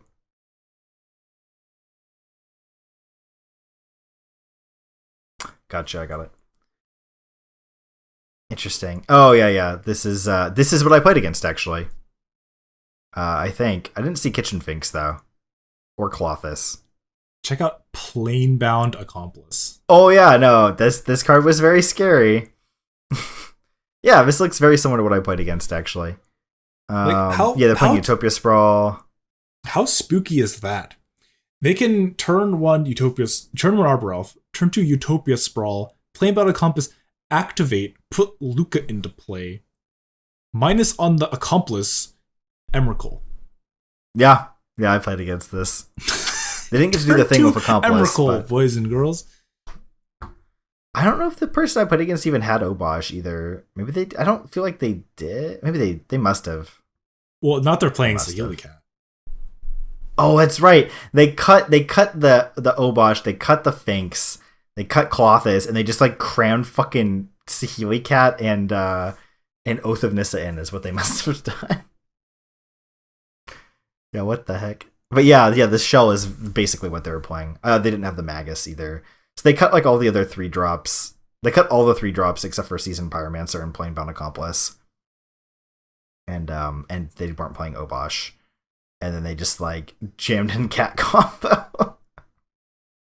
How surprised would you think people would be if I played this on Friday? This, oh my god. Just probably played, destroy people. The Ponza deck. No, Chris, you were supposed to play the lands, not destroy them. Yeah. You just have to wear the shirt. You have to wear the shirt. You have to wear the shirt you're wearing right now. The "This is the way" shirt. That way, if they ask why, you just pull up the shirt and show them. This is the way. This is the way. We play land destruction now, boys. Man, oh man, I kind of forgot about this card, Planebound Accomplice. Everyone's talking about like there must be a way to break this card, right? Yeah, it's pretty fucking good with Luca. I wonder, yeah, because Nahiri can't like do her crazy thing right away, right? She has to plus it twice. Yeah, Luca just being able to do it right off the bat is like pretty solid. Yeah. Oh no! At the end of the turn, I sacked my Luca. Oh, how am I ever going to continue? You get to do it twice too. It's a -2 and it's got 5 loyalty. Is this going to be the next card that we're fucking sick of? I think standard players already are, right? Sick of Luca? Yeah, I bet. It's like Luca Fires or something, right? I think I've been hearing a lot of rumblings about that. I think Fires is probably... I'm sure standard players are sick of Fires. Yeah. Yeah, Fires has been doing sad things for a while now in standard. We'd probably be talking about that card as much or more as we've been talking about Companion if we talked about standard on this podcast. But I mean, the early Fires decks were hot. I mean, you get to play the Fae of Wishes, and then play just this pile of batshit crazy, like, multicolored haymakers. I saw a Twitter thread today that made a really good point. I forget, it might have been Rich. Well, it wasn't Rich Shea. I forget. I'm going to misattribute that. I don't remember who it was, unfortunately. People are talking about how Standard doesn't have a mid game anymore. There's no mid game. It used to be you'd go like in Standard, especially for like a long time, like when in the last few years, it was like early game, mid game, mid game, mid game, end game, done. And now it's just like early game, late game, like all the ramp and all this crazy shit. There's like no mid game, and someone like there's a lot of good points in this thread. I'm sorry I don't have it here to show, but someone was like, yeah, like think about Questing Beast. Like this is the most busted mid range threat that they've printed in a while, and it's unplayed. Like no one plays mid range. No one plays Questing Beast in Standard. And, like, this card is absurd. Like, Questing Beast is so pushed. It's so busted. Like, it is such a good mid-range card. It's crazy. Like, the amount of fucking text on that card. Like, did they decrease the font size for that card? I almost feel like they did. There's so much shit on that card. It's crazy. Like, I can't believe that thing costs 4 mana. No one's playing it. Like, it's not good. Like, against all these, like, Fires decks and crap. So... Yeah, like, oh, that's all you're gonna do? Play a 4/4? Whatever. Wow. I'm gonna play Fires of Invention. And a 4/4. It's like you can play Fires and then another spell, another 4 mana spell. Yeah. Yeah. The mana advantage is just it's crazy. It's just like an easier to use Reclamation, Wilderness Reclamation. Mm-hmm. Exactly. So you don't have to do, finicky bullshit with like instant speed Nexus of Fates. You just get to play Planeswalkers or any random powerful spell you want. Mm-hmm. Yeah. But in the meanwhile, in Modern at least, in our own little happy bubble, our Modern bubble, there's been a lot of cool decks. I do like even in Eldrazi Winter, I did like how there was like the like arms race of Eldrazi decks, right?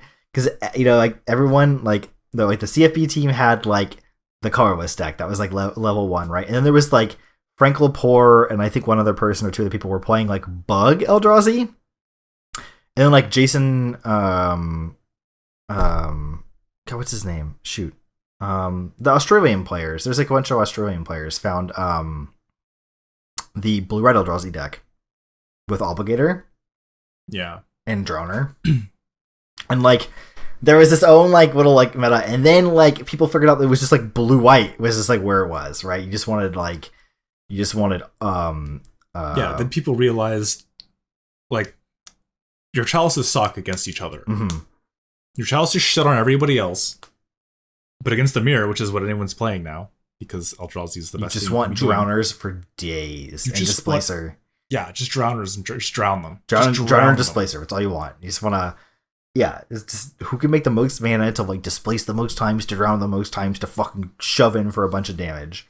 Some people were playing like sideboard training rounds, so they could go infinite with their Drowner. I don't remember that. That's hot. Yeah, so you training grounds and you flicker your Drowner, making 2 Scions, sack 1 to do it again. You left with 1 extra Scion. So not only do you have infinite Scions to tap all their fucking shit, you have infinite Scions to also kill them with. So I do have to say, I am actually like, I do have a really big hard on for like really busted metas where the like busted decks are not like, like combo decks where they just like combo off and, kill you or whatever, or they like dirtle around for a really long time and do all this convoluted shit and the turns take like forever. I do like really busted metas where everyone's doing like really stupid, but like ultimately like fair air quote stuff. I do really like those for a bit because there's always new decks that you've never seen before, right? Like, or like weird spin-offs on real decks like this, this Gruul Obosh deck we have pulled up here. Like, I do like the deck brewing and tweaking that goes on, because it like normally in like a format like Modern, like decks are kind of slow to come out and like everything kind of slowly shifts, although that's been since like War of the Spark not the case. Things have been changing a lot more rapidly because we're in a rotating format now.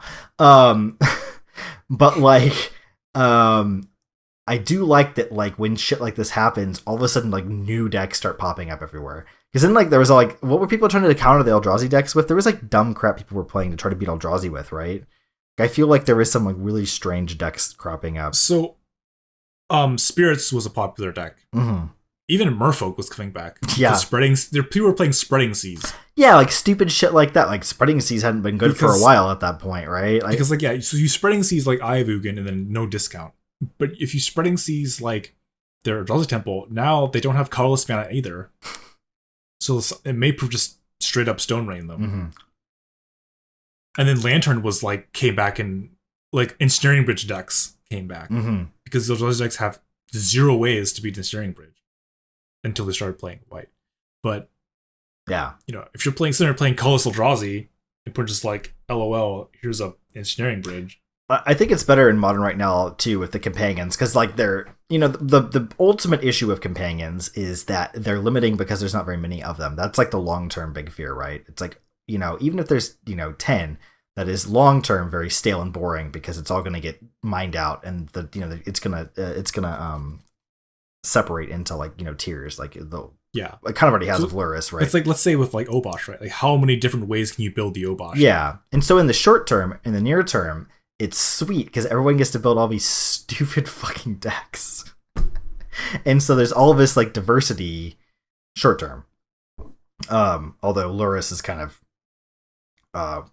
been pretty obviously like the go-to, right? Like the tier 1, like the free roll, like the easy choice, right? And the other ones are getting, I think, explored or dug out as deeply as they could be because Lurrus is just way easier to like make a sweet deck with, right?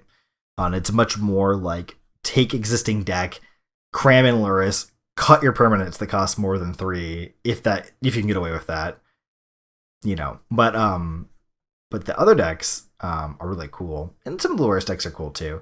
But like the Yorion decks, like everyone's suddenly cramming 20 extra fucking cards into their deck, right? So that's kind of cool. When's the last time you saw anyone cast Restoration Angel? Yeah, like what? It's been a hot minute. Yeah, I mean, I proxied fucking Abundant Growth. I don't know where it is. I have it somewhere here on my desk, but yeah, I proxied Abundant Growths today. Like what? I don't own those because they're bad. I own a foil. A foil Abundant Growth. Because so yeah, Jeskai Ascendancy combo. Yeah. And then like you have people playing like piles of like like Boil and Choke. Like the Jund, like there's like a Jund, like a weirdo Jund deck. Like this is the biggest like I think evolution you've seen in Jund in a minute. Cause like people are like playing like Lurrus, Bob, Kroxa, Skooz is really good again because everyone's playing these, Lurrus decks. And then like they don't play Liliana. Like what? Like a Jund deck with Liliana? That's never existed. Like that's not a thing. And so like yeah, just cool. And then like I've seen versions, like I said, playing Hex Drinker now. And like the sideboards are wild with like 3 fucking boils and crap like that. And it seems like everyone's been like, how do we beat like big mana with our Lurrus Jund deck? Just fucking pack as many damping spheres on the sideboard as you can get your hands on. But yeah, I don't know. It's cool. For now. And I think the cards are hitting paper this Friday. The honeymoon period is in full swing. How long do you think we have before it's just miserable and everyone wants to die? Well, it sounds like in Vintage they may already be there. Oh, yeah, Vintage, they already got there in Vintage. Vintage, they're pulling the brakes. They're pumping the brakes. And Legacy, too. And I think part of that is because those formats are already basically, like, only existed online. That's, like, not quite true. But I think the bulk of the community for both of those formats is really in the last year or two shifted. It's been maybe longer than that. But I feel like in the last few years, it's been much more so. Everyone's playing on Moto now. Because, like, a lot of local places, the play groups are winding down, or people have just been supplementing, right? Like, they just want to play more of the formats because they like them a lot. And they're like, you know what? Stuff is so cheap these days, and especially with the rise of rental accounts on Magic Online, you can, play. Like for me, for example, I can play. If I wanted to play Vintage, I could easily play Vintage on Moto. No problems. The stuff isn't that expensive. I have, my rental account. My limit isn't even that high, but I could easily play Vintage. And so people are doing that. Like people like me that play mainly Modern can dip their toe into Legacy, Vintage, or people who are mainly Legacy players can dip their toe into Vintage. And the metas there's a lot more people playing the formats than there used to be online. And so I think things are getting solved faster. Like you've seen of these, different Breach decks and Oko decks and stuff. And this card's obviously really powerful, but people have been really kind of dialing in and homing in on like the ideal configurations a lot faster than used to happen in these formats. In recent memory, obviously way back, people actually like played Legacy at like SCGs and shit, and like, there was turnover in the meta and all that at a much more rapid pace. But in Vintage, I think people, A, it wasn't that hard, I don't think, and B, there's enough like matches going on that actually there's real stakes, right? Because you can qualify for like the PT, you can win decent prizes now online because of how they've changed up their organized play. There's incentive, like monetary, physical, like cash incentive to do well in these formats now. And if no one plays the formats, it's even more incentive, right? Because like, if you're queuing up for a 20, if there's no people in the event, it's a slam dunk. So everyone's like, oh, it's a slam dunk, I got to go do this, and so the numbers pick back up, and so people are working on these formats and solving them, and so the companions where the problems with the bad card design in the companions is even more exacerbated in a format like Vintage or a format like Legacy, where there's even better enablers to go with them. All the like, in Standard, it's like it's an advantage, but maybe it's a little smaller, less easy to see. But like each step back in card pool, it's like now you have LED, or now you have Black Lotus to go with your Luris, right? Like. Yeah, like, or your Garuda, right? Like Garuda, especially with LED. You need to play 4 LEDs with your Garuda. You only get 1 Lotus in Vintage. Stupid shit like that. Yeah, it's interesting. And so, it's just people are breaking it. And so we see, they're already taking action in those formats, it looks like. I'm assuming Loris ban. Do you think maybe Zerda? And Lutri's seeing play in Vintage, which is interesting. Yeah. Everything's restricted. You're making the joke about Highlander shops. Well, some of the other decks can look quite like that too. Bronze, your Brainstorm, Preordained Ponder. You want each of those. You got your time, your Ancestral Recall, your Lotus, your Moxen. Even Mental Misstep is restricted now. Mental Misstep, Gush is restricted now, right? You just you're one of Mentor if you want to play that. You can't play that with Luris, but and then then you have like the Zerda decks. Like, well, there's a lot of very powerful cards, like the Bowerman decks, and Shops has a lot of cards like that too, right? Like, I feel like, anyways, stuff like Lodestone Golem. Yeah, the taxing pieces. So they're taking action on those first. I wonder what'll get banned. My guess is like what, Zerda, Luris, and Vintage, maybe Lutri. I don't know, maybe Lutri. Maybe it'll be like maybe it'll be the same argument as like EDH. It's not actually a real restriction on this format. Yeah, I don't know. And then Legacy, Luris, maybe Garuda. I don't know. I don't think anything else has like really been like oppressive in Legacy, although like Zerda might pick up if some of the other ones get banned. Well, that's the other concern, right? You just ban the best ones. Yeah, that's like been my big worry. I feel like it's just like the mechanic is inherently so powerful that it's like you ban the best ones and then people just move down the list, right? Like, in a world where Rich Shea says Kahira is better than Mentor in your 75, Kahira sucks. Like, Kahira is a shitty companion, but it's better than playing Snapcasters in your Modern deck. It's better than playing Mentor in your Vintage deck.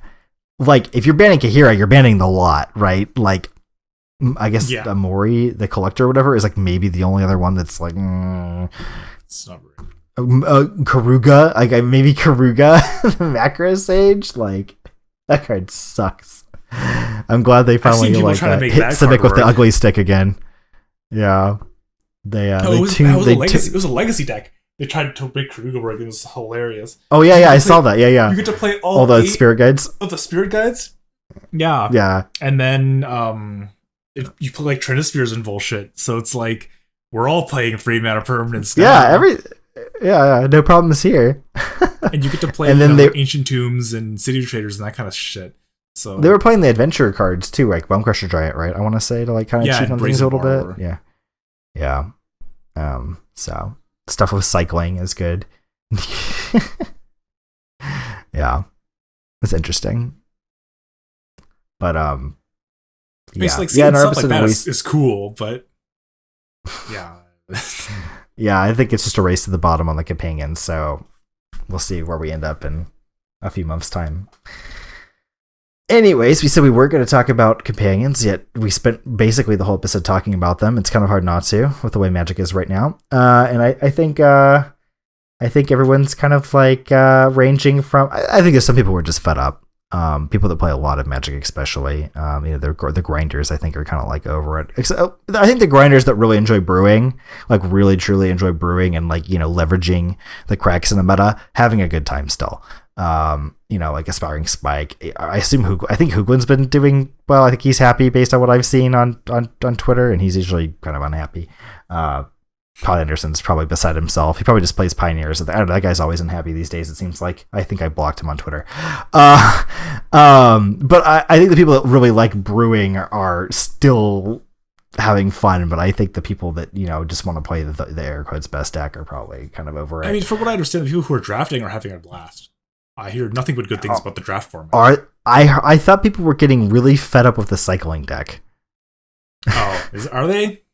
That was what I heard. Fun, cycling deck. Everyone forcing cycling deck. Not so much fun anymore. It was but maybe it's come back. Maybe it's like some of the other decks. When you get the really like the deck like that, everyone starts like trying to get into it, and so now it's not. And everyone has a viable shitty cycling deck. Yeah, and so maybe the people that are like not forcing it are like, yeah, I don't know. Maybe it's like not a thing anymore because everyone knows about it. I don't know.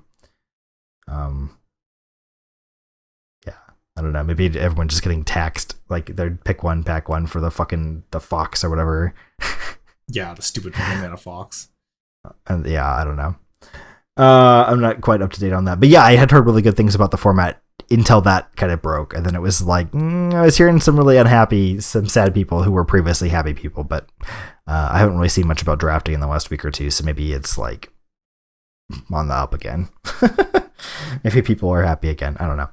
But yeah, I don't know. It's a shame because Ikoria is like kind of an interesting set outside of Companion.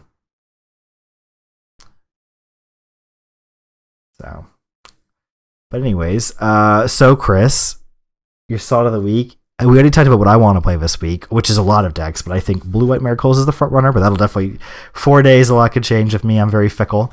What about you? Are you playing 80 card Yorion? I think everyone would be super excited if you did. Just meme on people as you try to shuffle your awkwardly large deck. I guess the problem is I have to print out a lot of cards either way. Actually, for 80 card Yorion, I have to print out not very many cards. A Yorion? Yeah, not a lot of cards I have to print. Yeah, a Yorion.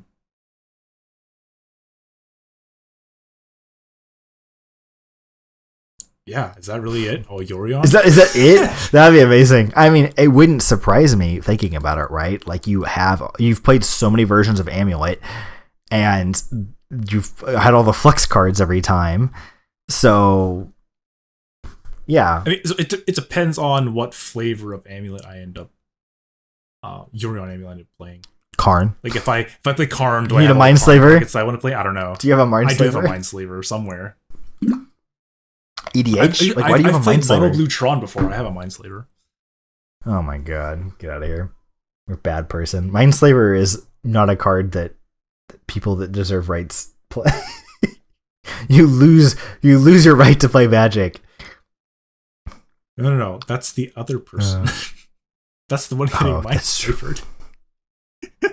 Have you seen the Emrakul the Promised End, like Uwu altar, basically? Emrakute the Promised Friend or whatever? I think I have. And it's like I saw someone comment, they're like, man, they really managed to take a card that is like a salt mine and make it actually sound like fun. It's like when Emrakute the Promised End is like put into nap time or something. I don't even remember how it was worded. I should look it up real quick. It's so stupid. I guess I'll indulge our listeners who haven't seen it. Yeah, so, okay, if I were to play this exact list that you showed up to listeners previously, I'm not sure that I own 2 Hour Promise. You don't own Hour Promise? That's actually surprising. I think I have 1. Because I was going to pick them up for Pioneer, and then fielded it got banned, so I was like, well, not gonna bother playing any more of these cards. And I have no idea where any of my Beast Withins are. I found it, by the way. So potentially 3 cards would need to be printed. That's not bad at all. It's I gotta zoom out a little bit. It's Immercute the Promised Friend. Let's see here. It's hard to put the way I have the. This card costs 1 less to play for each card type you have in nap time. Flying, protection from surprises. When Immercute the Promised Friend enters the playground, another player will allow you to play their turn for them, but only if you allow them to have a turn right away afterwards.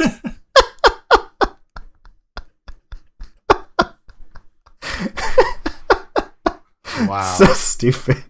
And it's got this like goofy ass art with like, I don't even know, it's like really cartoony. It's great. Yeah, Immercute the Promised Friend. I wish they'd found a more like ridiculous line item than fly. They just left flying as is. Yeah, protection from surprises.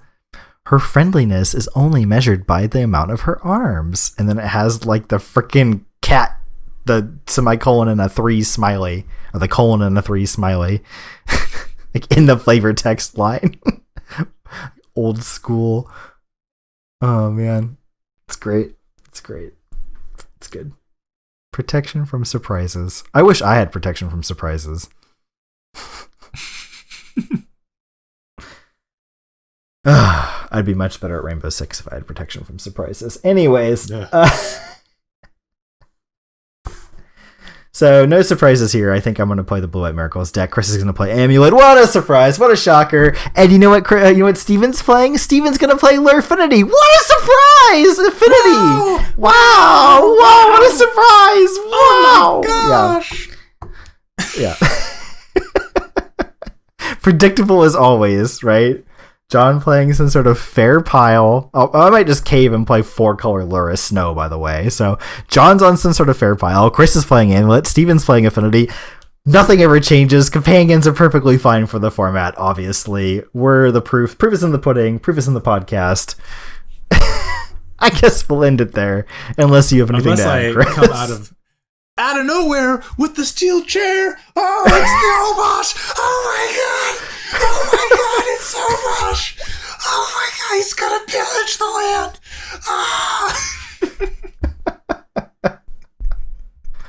land!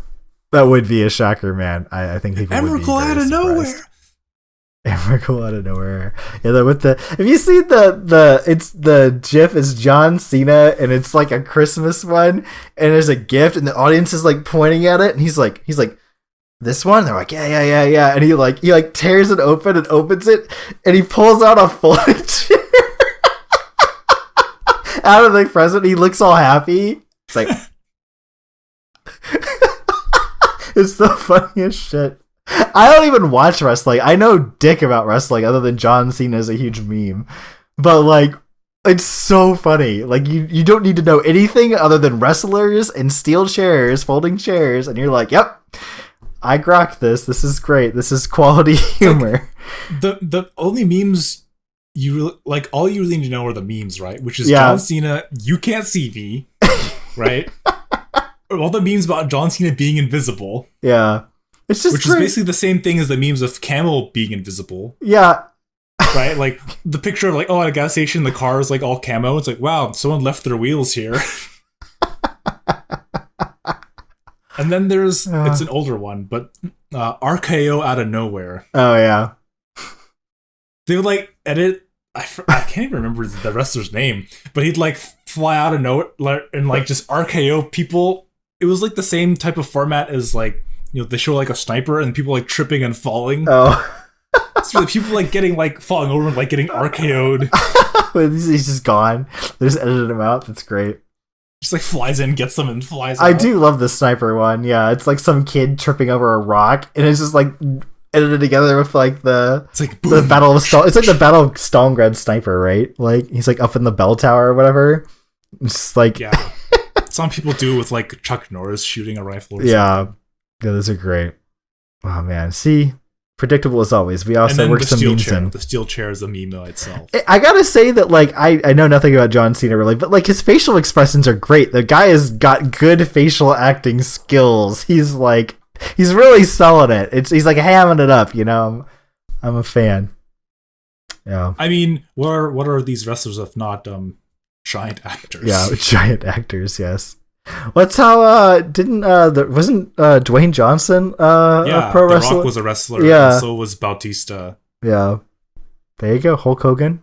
If you don't know who Bautista if you want to say Hulk Hogan had an acting career, I guess after Ascents, right?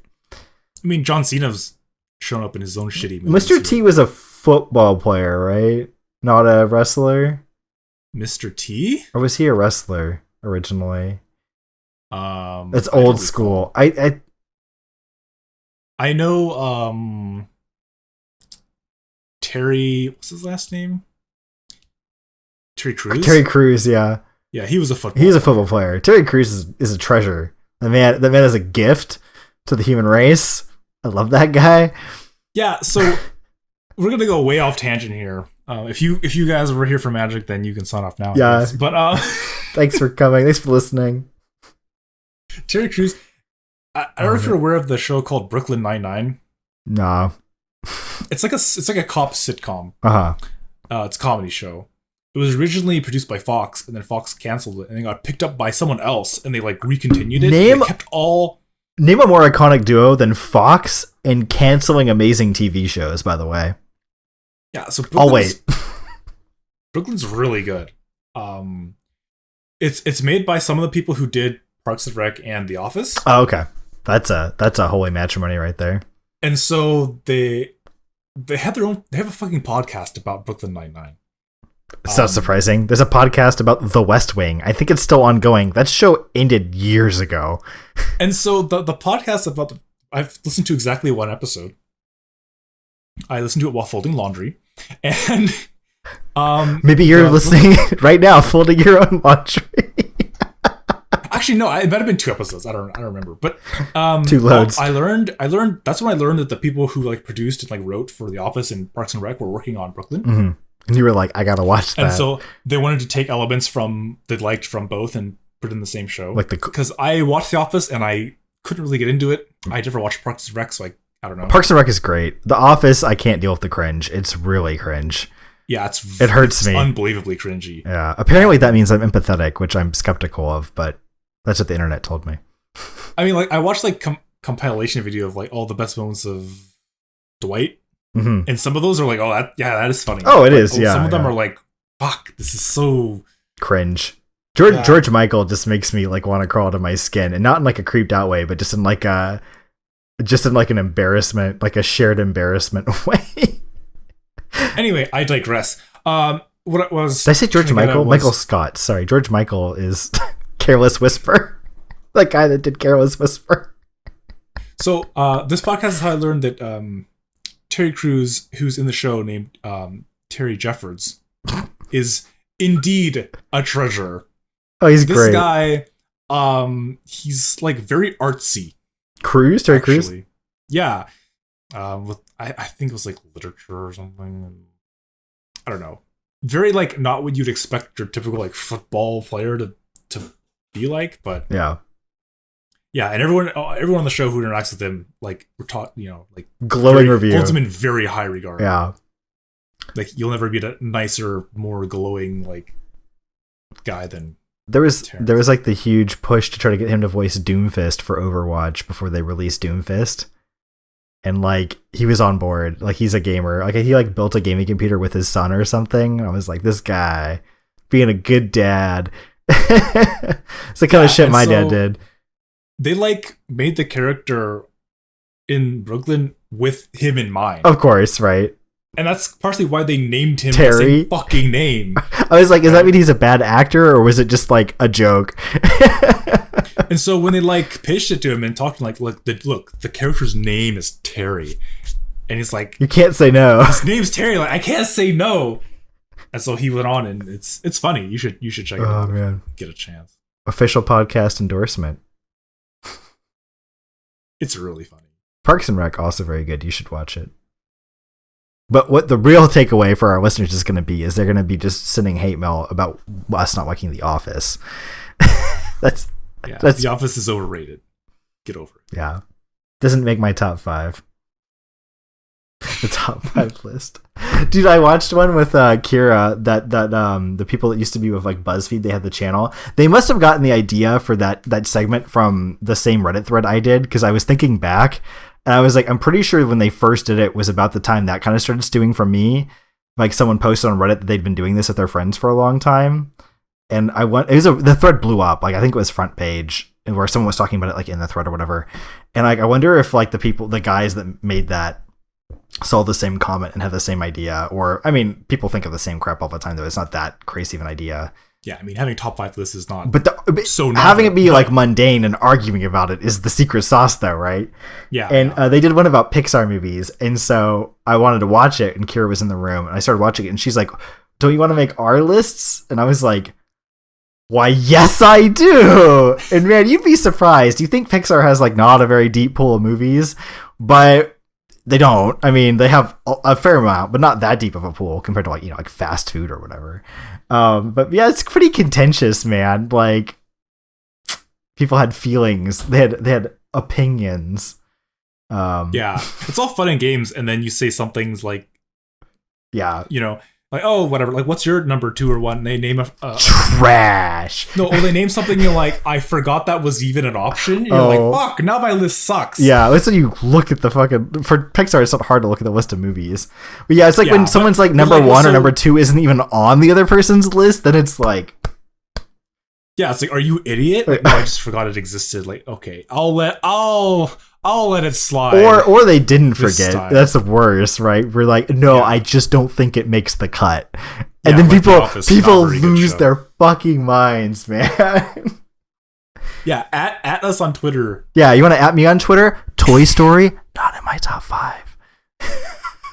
It was like first or second for everybody else. I think Toy Story is great, but I think it probably should be 5th, maybe on my list. I think maybe Toy Story should be on my list. I don't have a list of Pixar movies in front of me. Yeah. But like, nah, man, I'm not about that. You want the real hot take, the one that's gonna get me the hate mail? My number 1, The Incredibles. That's a hot take right there. People will not agree with that one. Again, I don't have a list to compare anything to, but are you saying like Incredibles, like The Incredibles, or 1, like the first movie? First movie, like 1. Incredibles 1. So same thing like Toy Story. When you say like, oh, Toy Story 1 versus Toy Story 3 1. Versus yeah, blah, blah, blah. Toy Story 1, which was like most people's first or second pick, like Kira and the people on the video. So funny thing about Toy Story, we're fucking way on the weeds. We got time. If it doesn't make the cut, doesn't make the cut. So my girlfriend was not born in America. Oh, I love these stories. These are always great. And as such, a lot of the things that you may have done or seen growing up, she may not have. So she and her sisters had not necessarily seen Toy Story 1. Have they seen the sequels? Yeah, so that's weirder. Like they may have seen like Toy Story 3 because they may have gone when like their youngest sister was young, and that's the one that was in theaters or whatever. But they never actually bothered to go back. Like I don't think she's ever seen the original Lion King either. Like she wouldn't. For some reason we wouldn't saw the new live action one, which was we won't talk about that. But I'll pretend I didn't see that.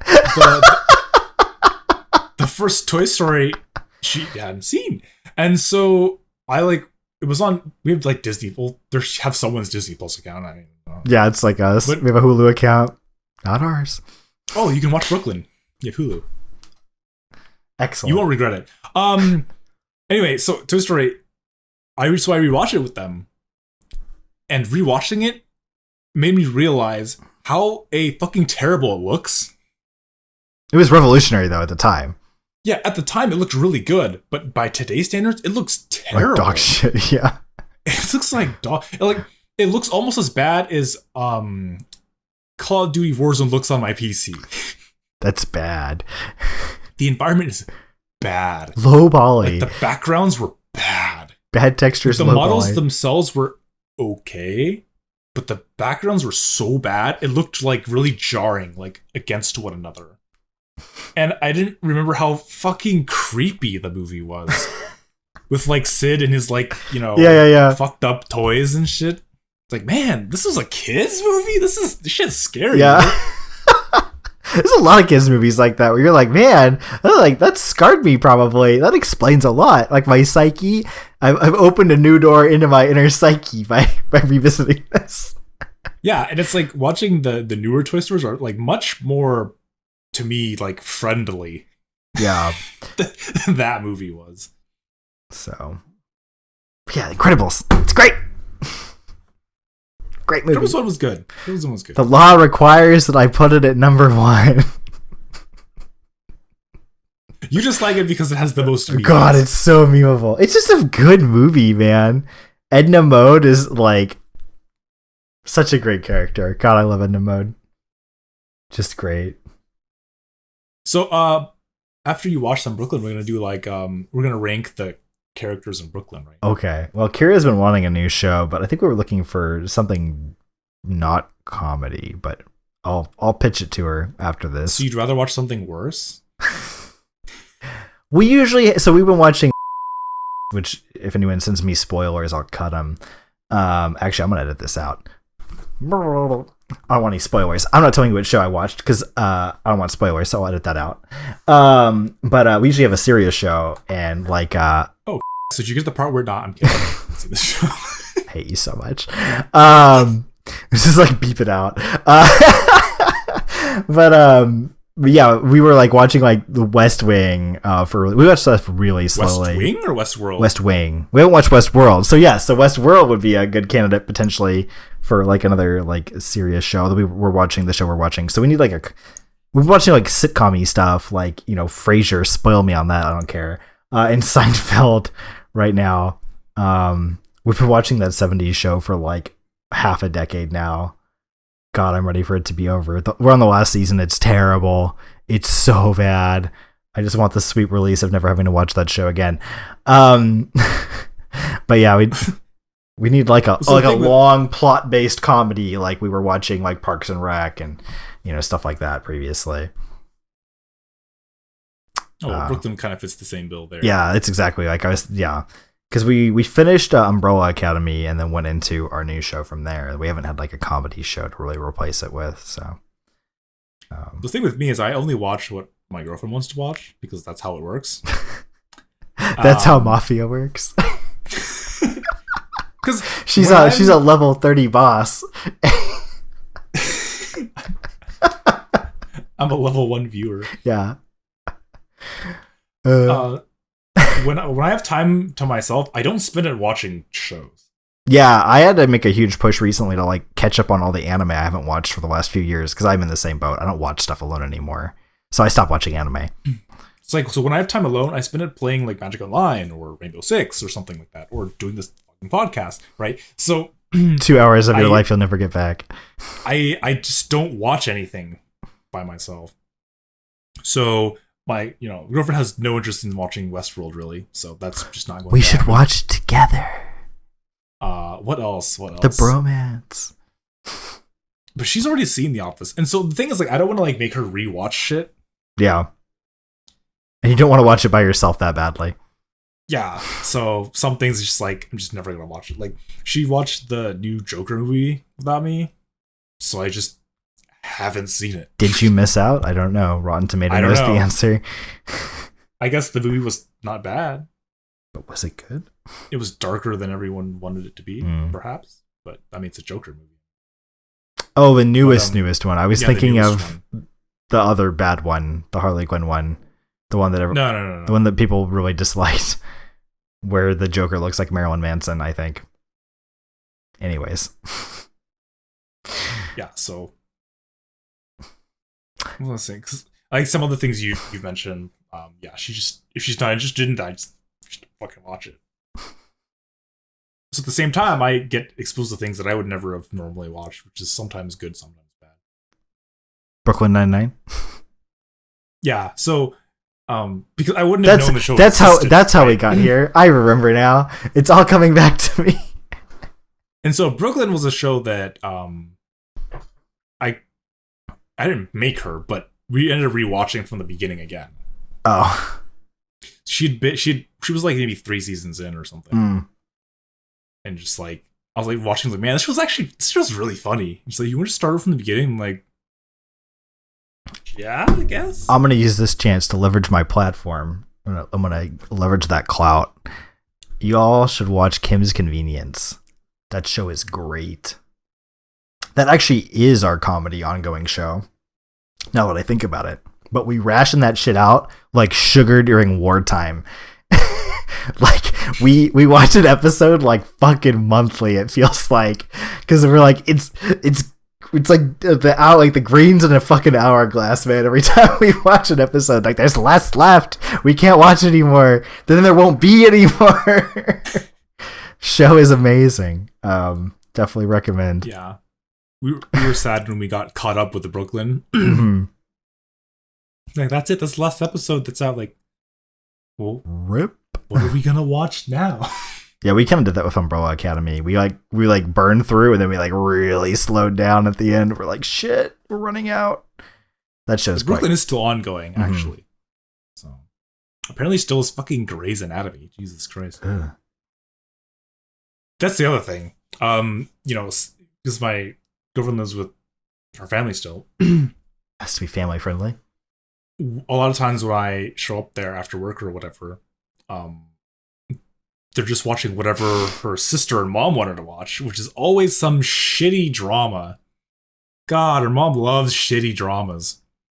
So first it was Grey's, and sometimes it's like Indian dramas, which are all terrible. And they also like Korean dramas, which are also terrible. Yeah. Oh, dude, Korean dramas are like almost as influential as like K-pop, man. Like the media, they are just killing it on the media. Like, man, that country is like, after the United States, does anyone have like as much of like media clout? I feel like South Korea is like really far up there after the US. Maybe UK. Like the whole like idol culture and everything. Yeah, they just got that shit on fucking lockdown. Like, we have celebrities, but we don't have idols. Yeah. Like Japan was really good at that, but like Korea is just, now I am the master. It's weaponized idols. Yeah. Yeah. Wow. And we can get into idol culture, but idol culture is kind of fucking weird. I'm good not going into that. I think we're kind of gonna need to wrap it up, so we'll spare the listeners. Ugh. Anyways. That came to a natural conclusion. You were saying with them watching random TV? This all came out of the stupid top 5 videos. Mm-hmm. Well, Terry Crews before that. Well, yeah. Which came out of John Cena. I know that you linked like the top 5 chips. Yeah. Video. People get. So I sat there watching it. We were supposed to go to sleep, but I sat there. I opened it up in bed. Did you and Viva fight? Yes, Viva like sneaks over and is like, "What are you watching?" It's like, "Oh, they're making top 5 video for their chips, whatever." And then so we didn't fight, but she's like, "No, what the hell? That chip fucking sucks." She's like getting mad at the people in the videos. Yeah. It's. I love this. I love the concept, man. Like, it's great. Like, she'll get upset if you tell her that Classic Lay's is a good chip. Classic Lay's suck fucking ass. Classic Lay's are garbage tier chip.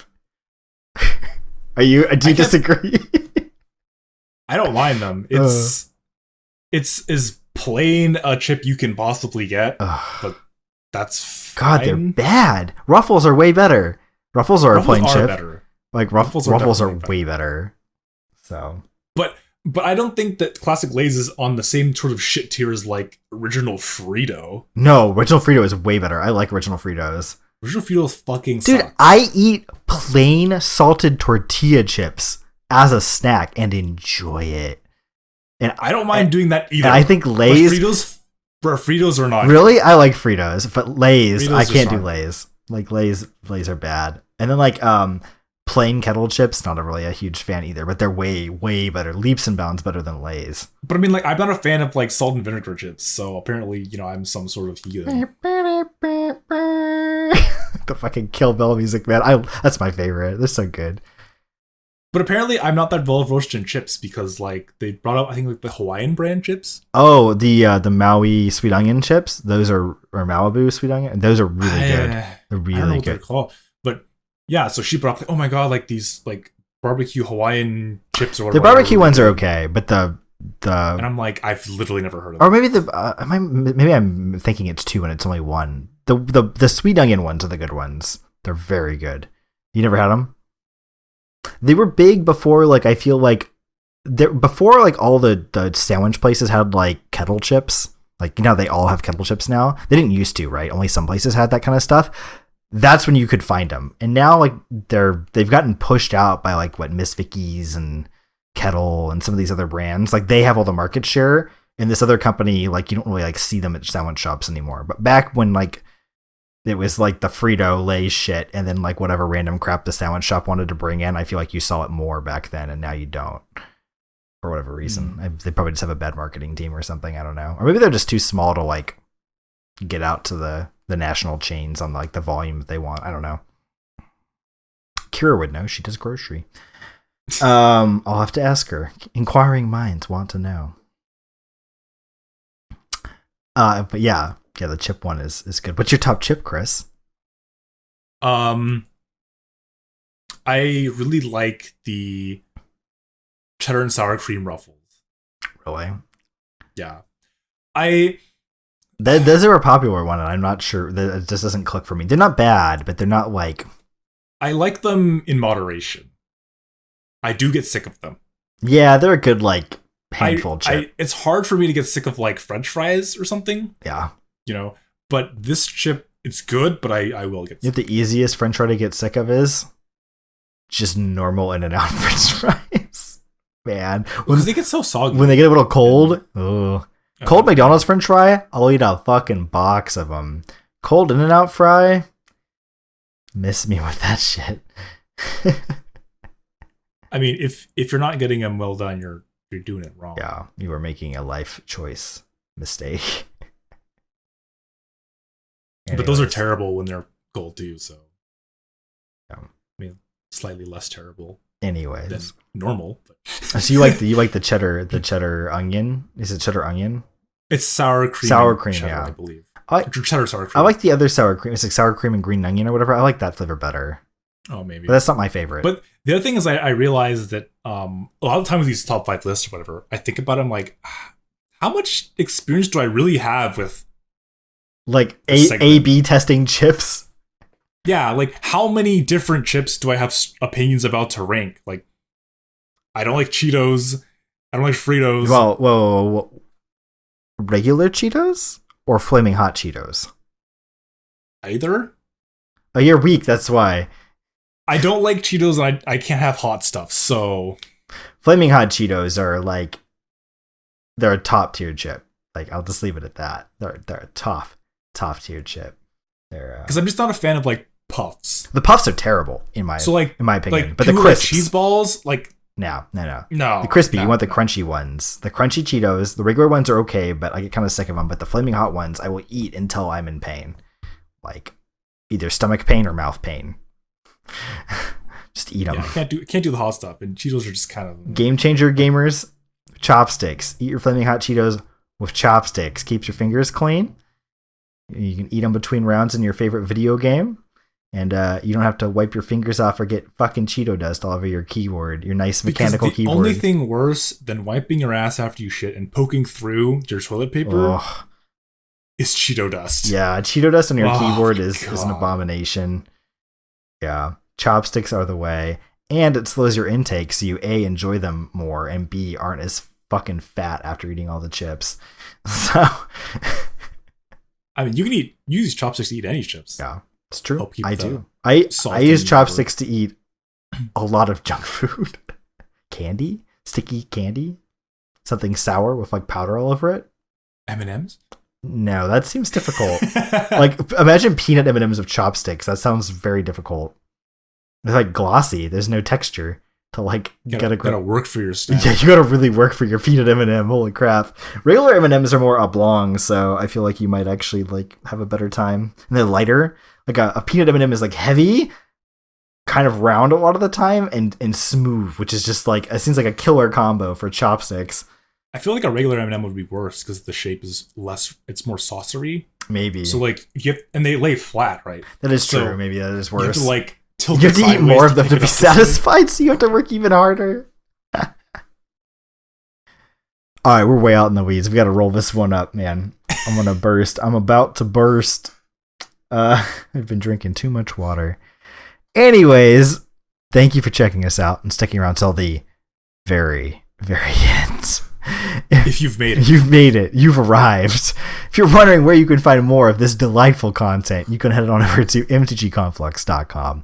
You can also find us on Facebook and Twitter under the same name. You can check out our video content, including this very own podcast right here, the one you're listening to. You can watch it live in video on our YouTube page. You can also support us and join the MTG Conflux community at patreon.com/mtgconflux or by buying MTG Conflux shirts and swag on redbubble.com. Check out the links on our Facebook and Twitter pages. And if you have any suggestions or comments, please reach out to us. We'd love to read them, even if there are opinions about snack foods that you disagree with. Again, we really do appreciate you sticking around, and we hope you'll join us in the next one.